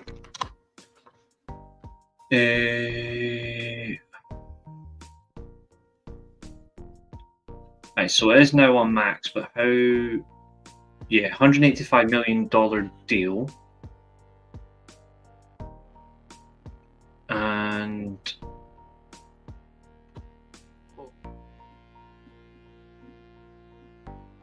it just says multi-year, so you're looking at 3 to 5 years. Tony doesn't need to buy anything. They all need to get in a room. New Japan, CMLL, Rev Pro, Progressive, give Jeff a small bag for the GFO logo, run that. Oh, yeah. Tony doesn't lose money either, yeah. So the talent is called the Vivian. The Vivian was one of the popular RuPaul drag, one of the most entertaining members of RuPaul. I only knew him because of TV, and I saw it now and again when my mum watched it. I'm not a particular fan of drag, but I did see that character now and again, and I thought they were absolutely entertaining as fuck. 32 years old, it's no age. And AEW's going nowhere. Their fans don't leave. They consume other things than wrestling. Yeah, of course. It's not going anywhere. It's definitely not going anywhere. Where were we? Yes. So, as I said, I would split. I would do a slight split. The World Champion and the Tag Champions do both Dynamite and Collision. You unify the Continental Classic with the international titles, and you have one separate title, and that does Dynamite, or you do Collision for that title, and then the other one gets the TNT. Actually, it would need to be Collision. The TNT title stays on Dynamite. Done. Out the way.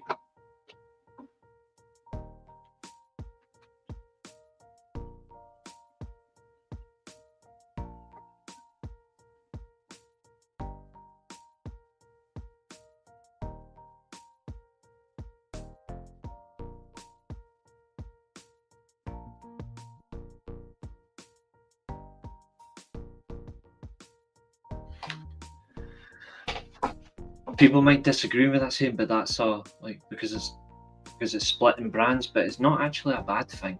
It's actually what the original. It's actually how the original WWE brand split was. They just fucking. Even though the world title was a great addition, you didn't need to add it in. But when you added it in, it's when they had 2 world champions, and people moaned about 2 world champions, so they had 1 world champion again. Then they done another brand split and introduced another world title.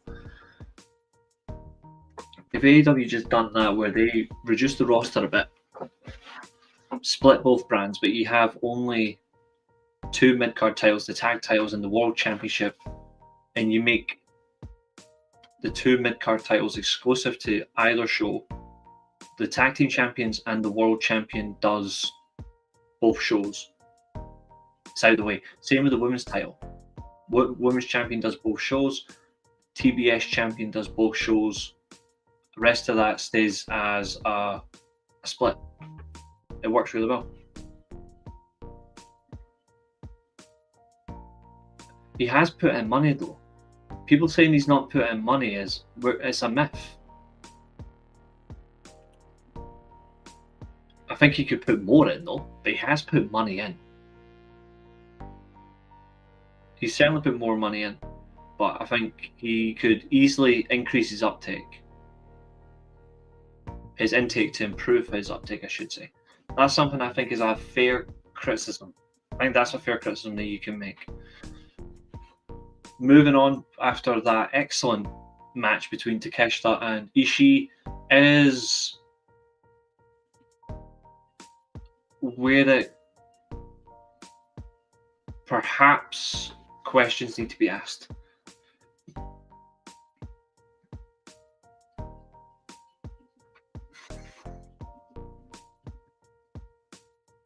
I'm a big fan of Naito.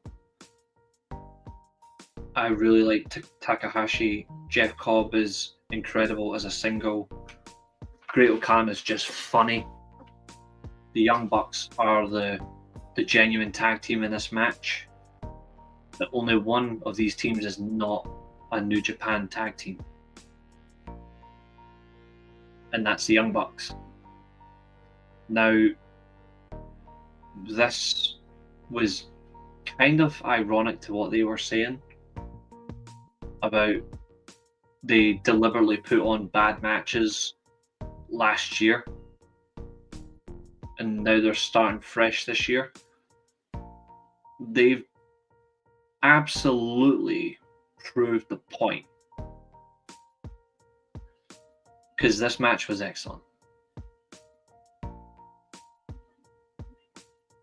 The problem is they're not a New Japan signed talent. So again, it's another AEW talent or talents winning one of their championships.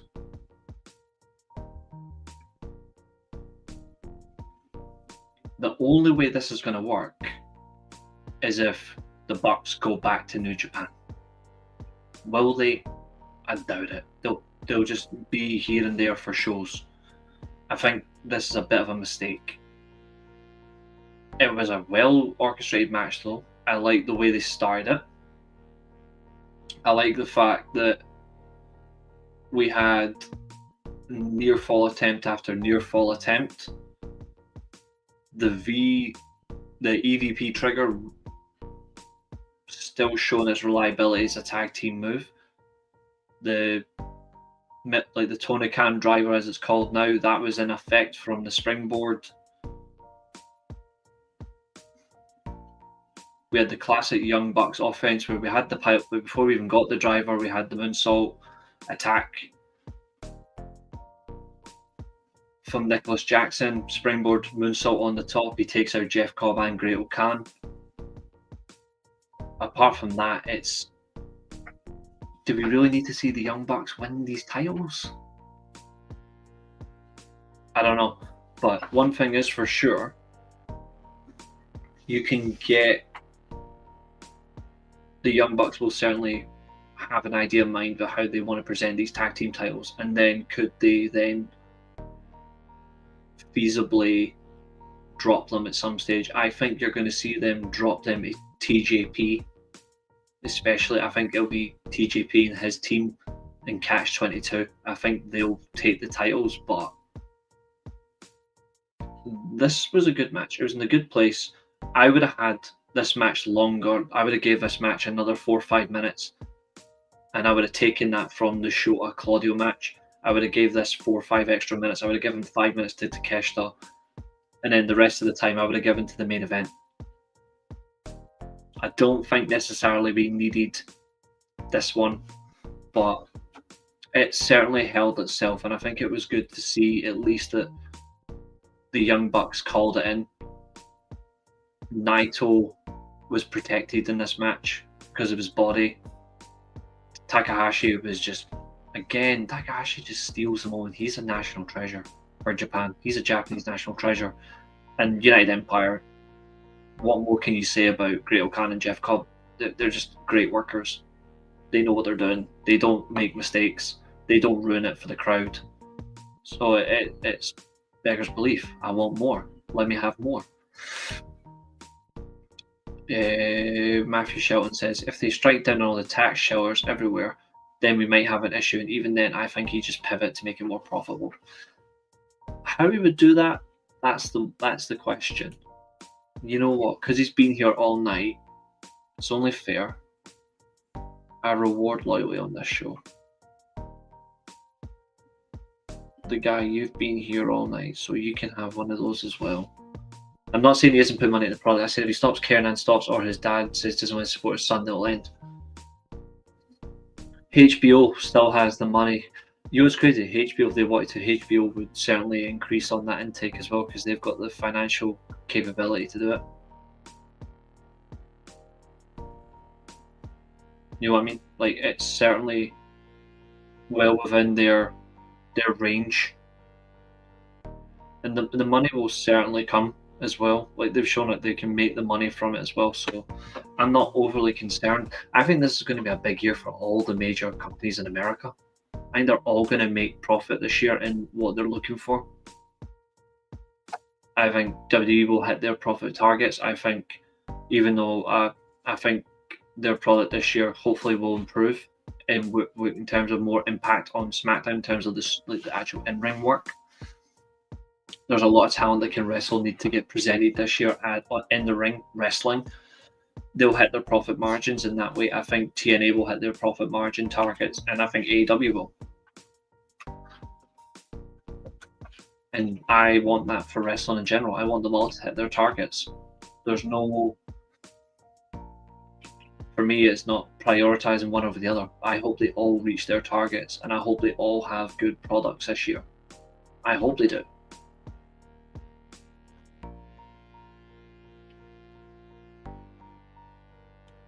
But people say, oh, but all you do is hate on WWE. Well, I clearly don't do it. Now,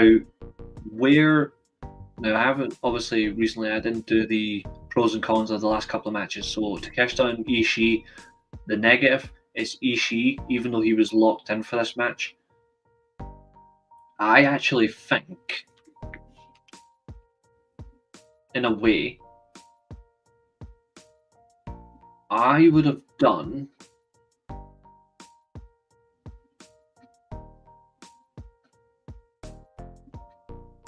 because he held this title before and it was incredible. I would have done as a special title match. I would have done Takeshita versus David Finlay for the NEVEE Openweight title.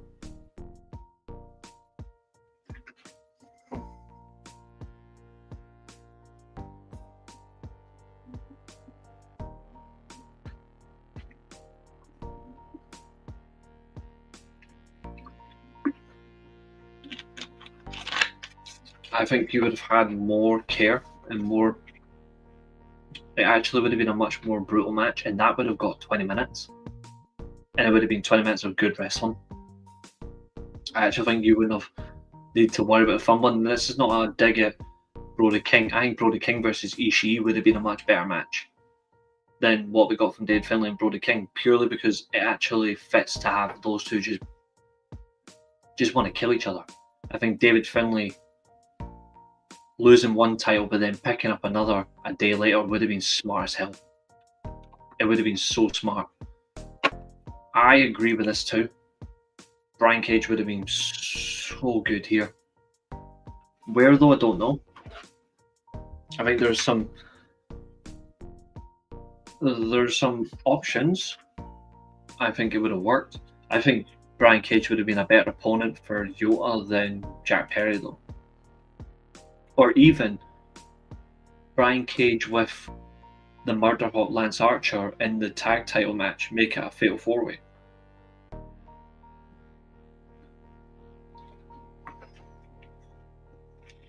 Those two give me a Brainbusters, Arn Anderson, Tully Blanchard, Four Horsemen, NWA vibe.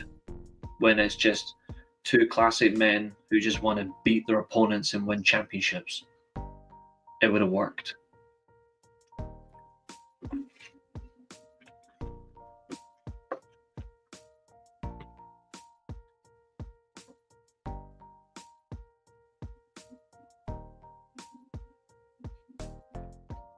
That's my opinion, of course. I don't know what you guys think, but that's what I would have done. Speaking of Yota Tsuji, not his best match, but it was a good match against Jack Perry, and I absolutely enjoyed.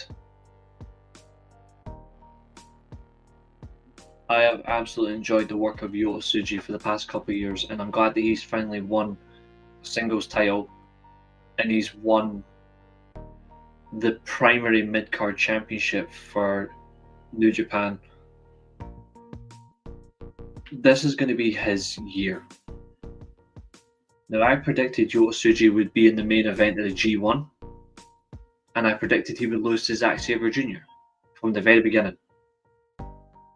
It happened. I predicted he would go on and have a great period at Wrestle Kingdom, and you might see him win something it happened. This year, I think he'll hold that title until Dominion, and he'll be again in the final four of the G1, might even win it. I could see that for Yota Tsuji this year. But I think he will lose to Gabe Kidd. I think Gabe Kidd will win the G1. And Gabe Kidd will wrestle for the world title at Wrestle Kingdom 20, I think. After his match of the year contender earlier on today, he is going to get pushed in that direction. And I would shoot a rock up his arse. First of all, Yota Tsuji, Gene Blaster Spear. Gene Blaster Spear, similar to the Gore, it's just a powerful, heavy-hitting spear.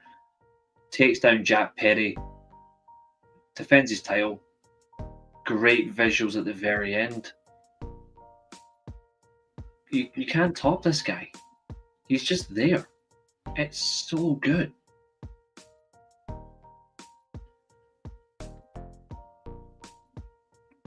It's just so good to see, and I just like his presentation, Yota Tsuji. I think he, for me, is the second coming of Shinsuke Nakamura. Like, he is the second coming of the King of Strong Style. Like, he gives me that vibe when Nakamura became that King of Chaos, and he added more elements of to his character, and he just took over. I get that same vibe from Yota. Yota should use the IWGP Global title the way that Shinsuke Nakamura did with the Intercontinental title. You make the Intercontinental title, the IWGP Global title, that prestigious that people demand that be the main event for Wrestle Kingdom. Because let's be real, Yota versus David Finlay should have been the main event. I'm not saying Zack versus Shota wasn't a good main event. It just didn't work. It went on too long, and it didn't feel right for Zack because he didn't have the right opponent. And I think they lost out. So I would have changed it around.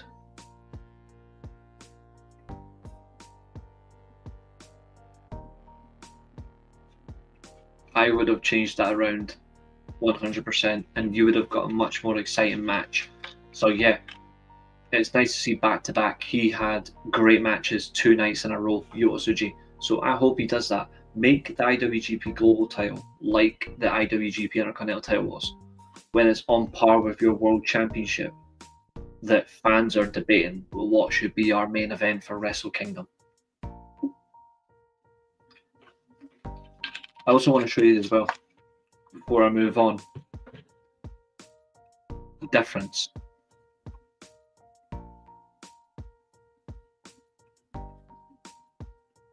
Did we get...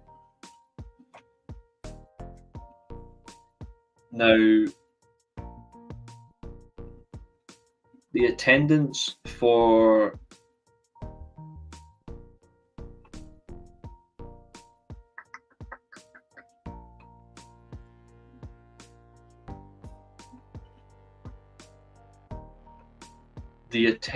Wrestle Dynasty, I believe, was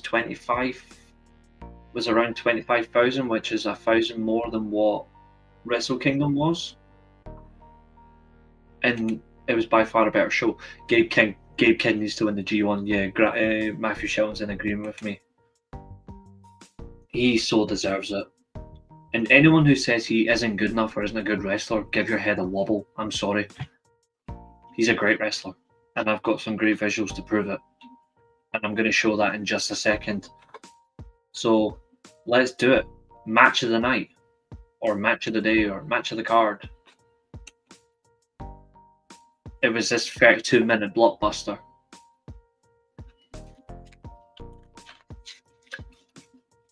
%, the best match on the card was Gabe Kidd versus Kenny Omega. It was that great that Tanahashi was in tears. And just look at these visuals. Here's one.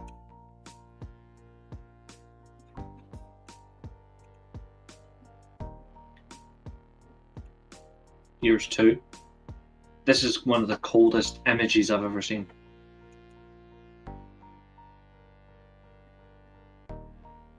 Number 3. Before he took the V trigger, I might add.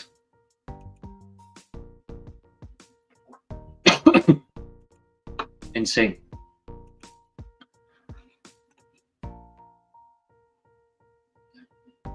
Misawa and Kenta Kobayashi is one of the best feuds from the 90s. Especially because it was because of that feud that we got the Burning Hammer.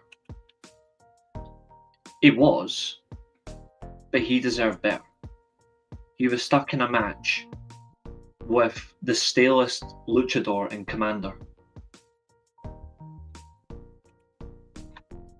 I'm actually going to get every single edit I actually did from that match alone. All the edits I made for this match.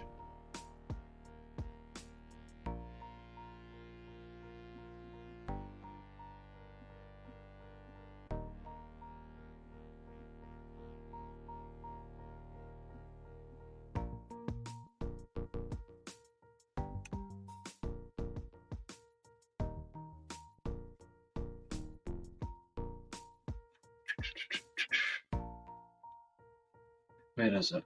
1 second, folks.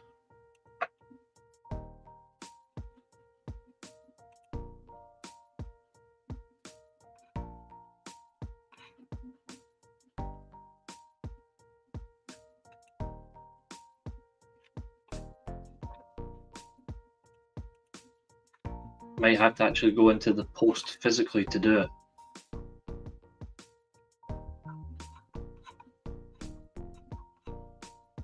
Yes.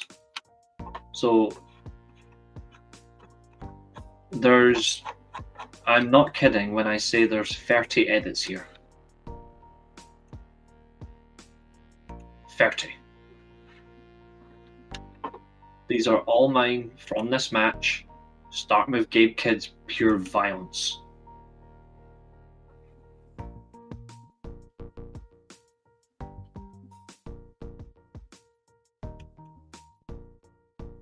I like this moment here, watch this. Just the way he looks at the blood. And then he decides to do a brainbuster through the table.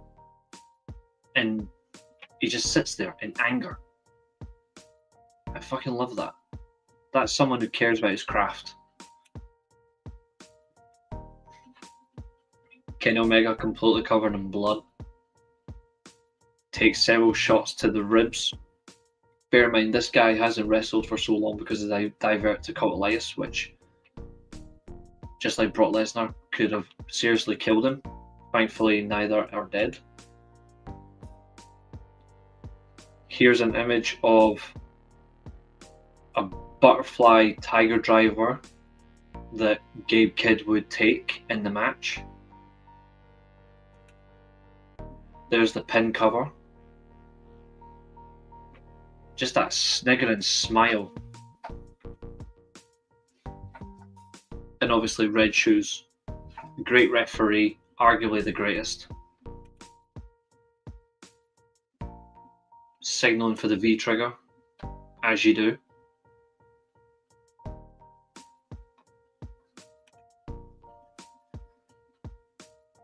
V trigger connects.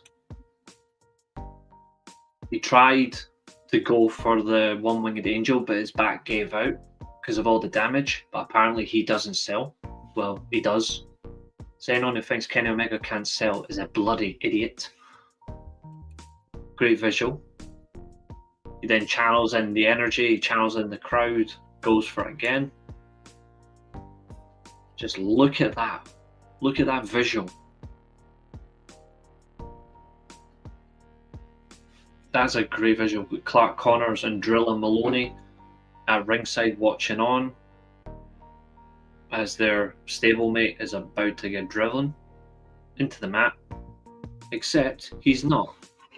He breaks out, lamps Kenny Omega with a classic submission hold.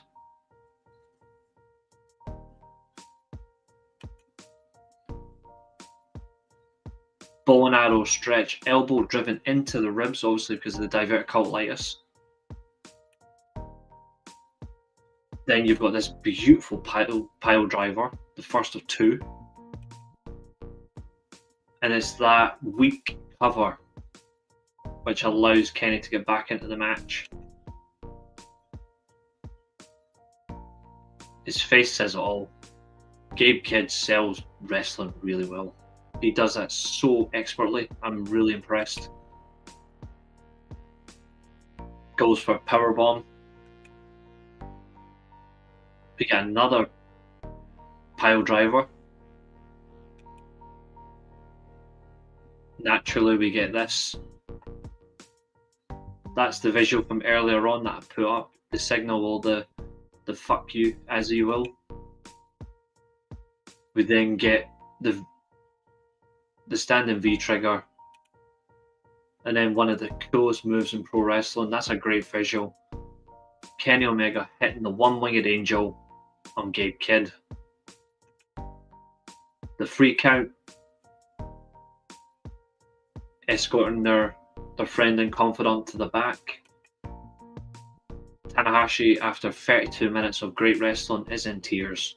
Rightly so. Push Gabe Kidd to the world. And AEW, if you're watching this, Tony Khan, book Kenny Omega like the star that he is. Make him your fucking world champion and give him the run that he deserves. Don't put him in shitty tag feuds and comedy crap. And the man leaves. It was the best match of the day. Best match of the weekend. It's the best match of 2025 already. It's going to be very hard to top this. And I'm serious, it's going to be very hard to top this.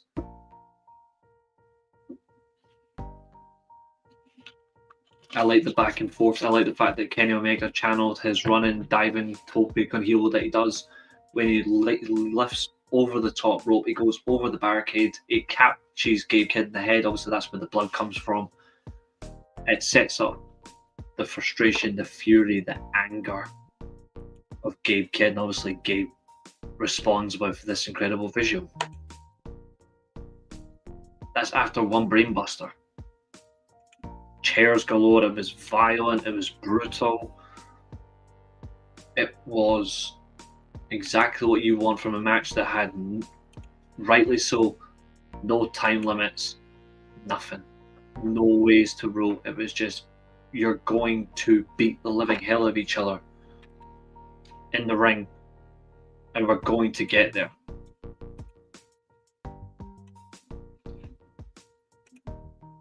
Well, for one, only 2 men have ever kicked out the one-winged angel. Kenny Omega, he kicked out of his own move, and I believe the other was Kota Ibushi. I don't think anyone else has ever kicked out of it, not that I've seen. I don't recall seeing anyone else kick out of this move. That's how revered it is as a move. It's up there for some of the greatest ever professional wrestling moves. And long may that continue. When Kota Ibushi done it, I was jaw dropped. I was completely stunned. Kenny kicked out of it at 1. The guy was like, nah, not today.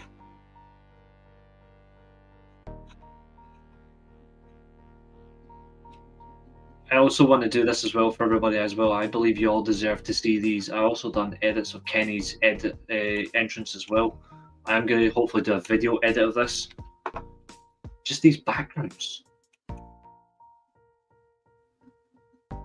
This is a man who said on his own podcast on Twitch, he just wants that presentation like a star that he just wants to be, that he is. He knows how to be presented. He just wants it to reflect everywhere. And he's not wrong. That straight face to this little smirk. Ice cold.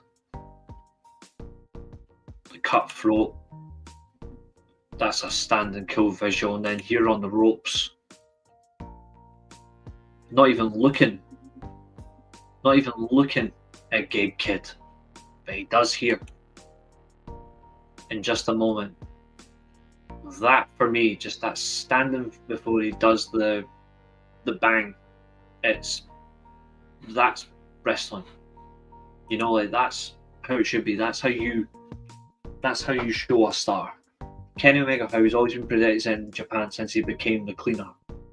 Ever since he channeled himself in that way, he's never refrained from that, and that's all I've ever wanted to see in AEW. Like, he did get that a lot in AEW, but he should have got it more. I don't know why he didn't, but from 2019 to 2021, he was definitely presented like that. He should be presented like that all the time. If he had gone to WWE, people would have kicked it pretty quickly. Yeah, they would have. They would have buried it, and it would have pissed me off. There's certain moves that shouldn't be done like that. You gotta protect finishers in the right way. And speaking of finishes, the main event, Ricochet versus Zack Sabre Jr. Ricochet, of course, comes out first. Zack Sabre Jr. follows as the champion. Ricochet decides, to hell with this, we are not going to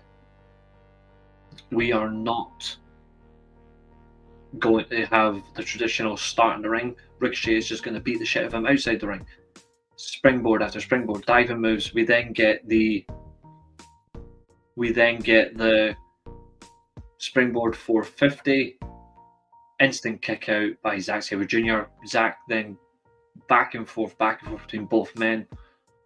This is the right match for him because it actually gets to show his technical wrestling prowess, but also gets to show Ricochet is best when Ricochet can wrestle in the same way. So it is good to see that both men are going at each other. It's the right little bit of time. I would have given that bit 4 or 5 extra minutes, but I just liked this match. It was so good. This is the match that should have main evented Wrestle Kingdom. This is what should have main evented Wrestle Kingdom. It was chef's kiss. This should have went before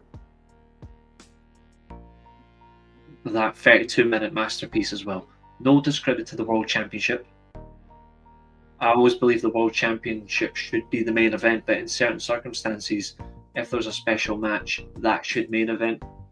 And in this case, the man who took the company international with Okada 7 years ago should have main evented against the young lion, the future of the promotion. But Ricochet came in with a point to prove after turning heel.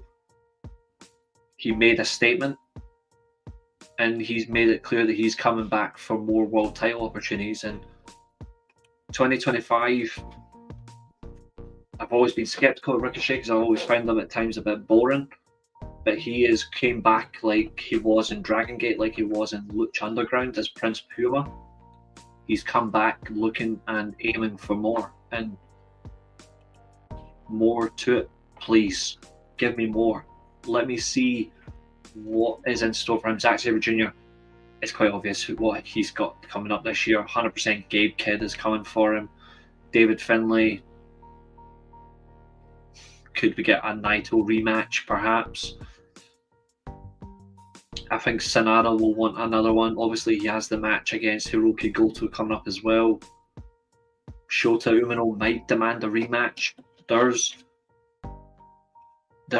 so many things that's coming, and I would put all money in the world on it.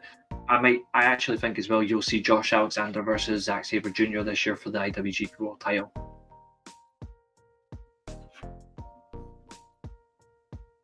Just who is better, Kenny, Misawa, or Kobayashi?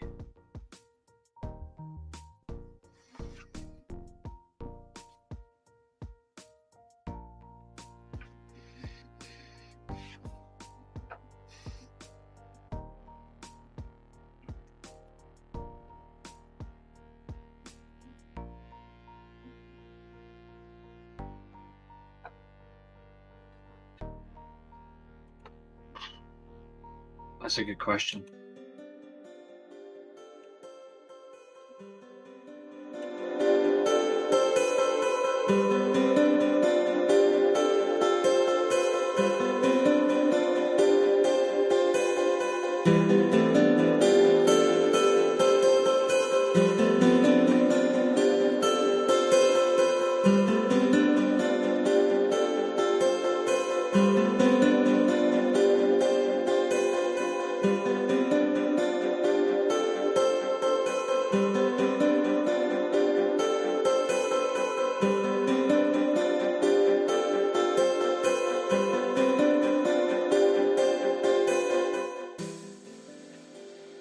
I think Misawa and Kobayashi are two of the all-time greatest professional wrestlers I've ever seen, I've ever witnessed.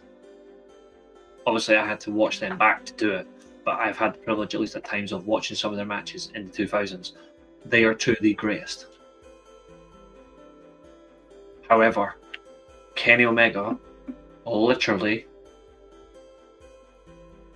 only has, in my opinion, consistent level of talent when I look at wrestlers who started in the, who got their big push in the 2000s onwards, who's been around for about 20 years. Kenny Omega only has two rivals this century. I would love to see him go back to Prince Puma, it'd be cool. When I look at how he wrestles, his match catalogue, his big match prowess, the likes of Kurt Angle, AJ Styles, Tanahashi, Kazuchika Okada, Nakamura, they're the only guys. And to be fair, Shawn Michaels in his second run. They're the only guys, in my opinion, that rival Kenny Omega from 2000 onwards. That might sound far-fetched, but for me it's true. There's something about him when it comes to wrestling, the way he appreciates pro wrestling. Those guys also did. I actually think if he got to it, it's mad as well. I actually would love to have seen Kenny versus. I'd love to have seen Kenny versus one of my personal greatest. I'd love to have seen Kenny Omega versus a prime Bret Hart, or Kenny versus Owen Hart.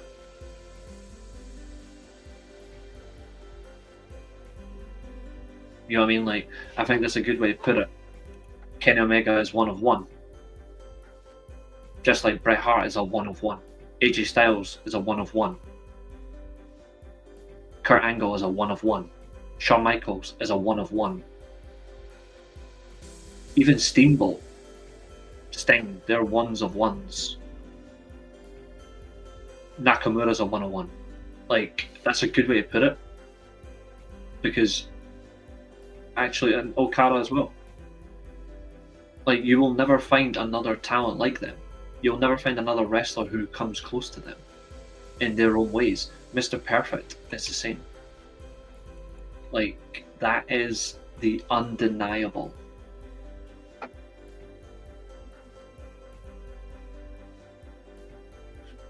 And 100%, there is no next. I have done nearly 2 hours 10 minutes, guys. Thank you all that has watched. Before we will go another 5 minutes, hopefully. But has anyone got anything they'd like to discuss about this review of this event? Any questions? Please do. Feel to it. I would put Eddie Guerrero on that list. Jushin Thunder Liger. In fact, you know who else? I would put Rey Mysterio on that list. Benoit, up until the tragedy, yeah. After that, it's hard. Eddie Guerrero, definitely. Thanks very much, I do appreciate it. That means a lot to me, thank you.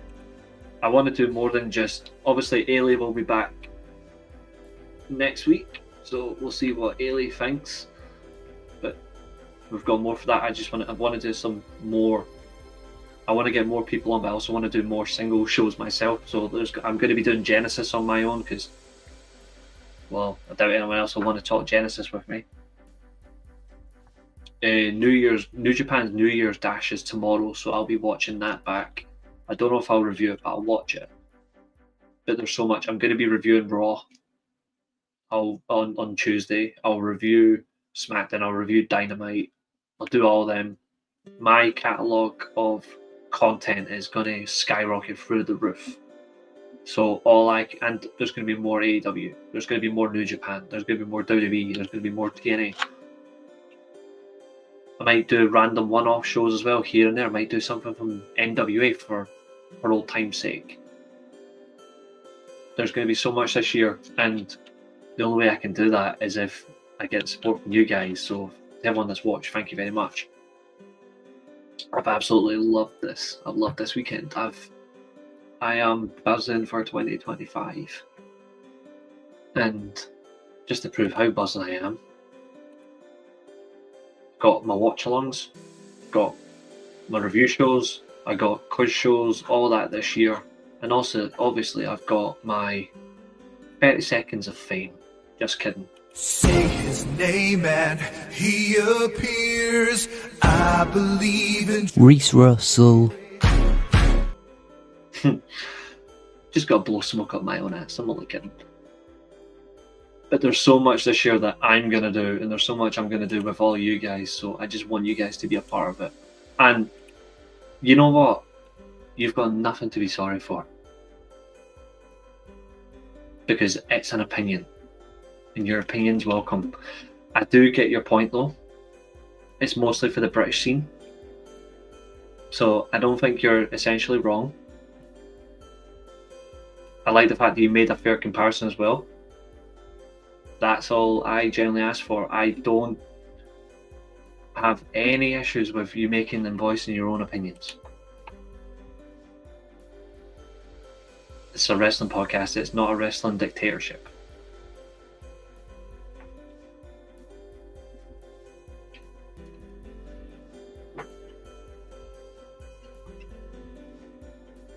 But just wait to see what we do this year. I'm hoping this year to do some interviews as well. I'm hoping to collab with some podcasters. So more of Catherine, Matthew Shelton from Grabs TV. I've got so many ideas lined up. I'm going to try everything I can this year to make this our year 4 our best year. And that will include Ailey with her takes, because her takes are still great. But this is year 4 of the Steelchair / Black Rose Wrestling.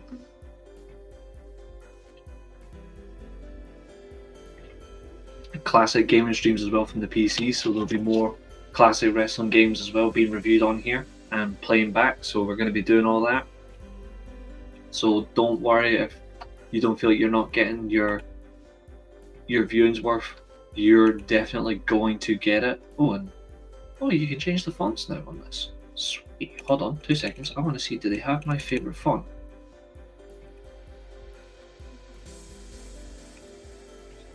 Ugh. I need to change it. Oh, I am not changing that. I'm not paying extra money. Piss off.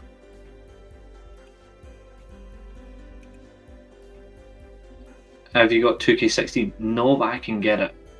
I can get it back. I used to have it. I've got Reopen Progress and Bishop Khan the Pikener. Good lad. I'm aiming for... Even if I only get one this year, the one I'm aiming for is Kurt Angle. Like, I am going to try it.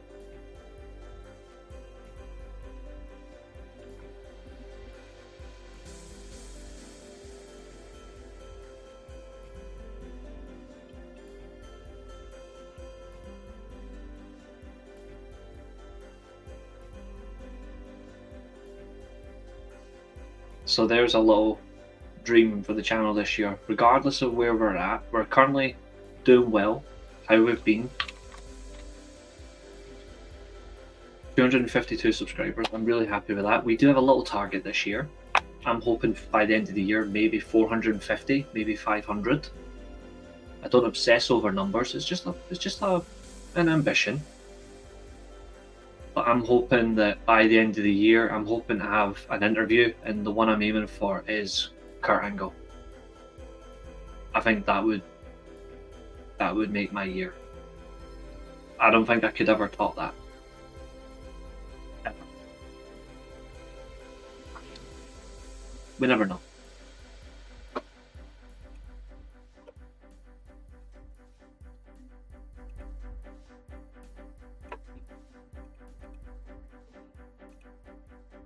I think he would.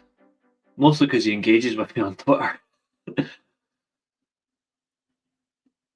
But if I could manage that, that would be incredible. It would be incredible.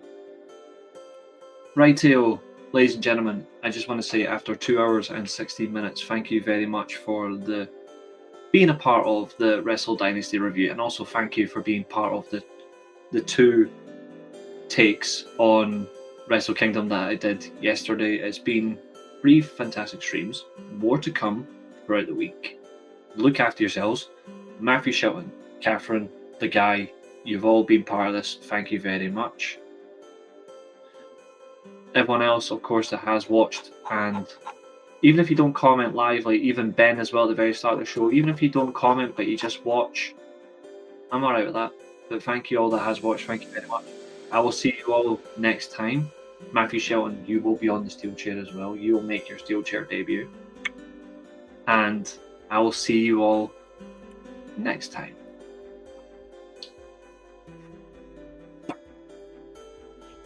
Goodbye for now, my friends, and I'll see you all next time.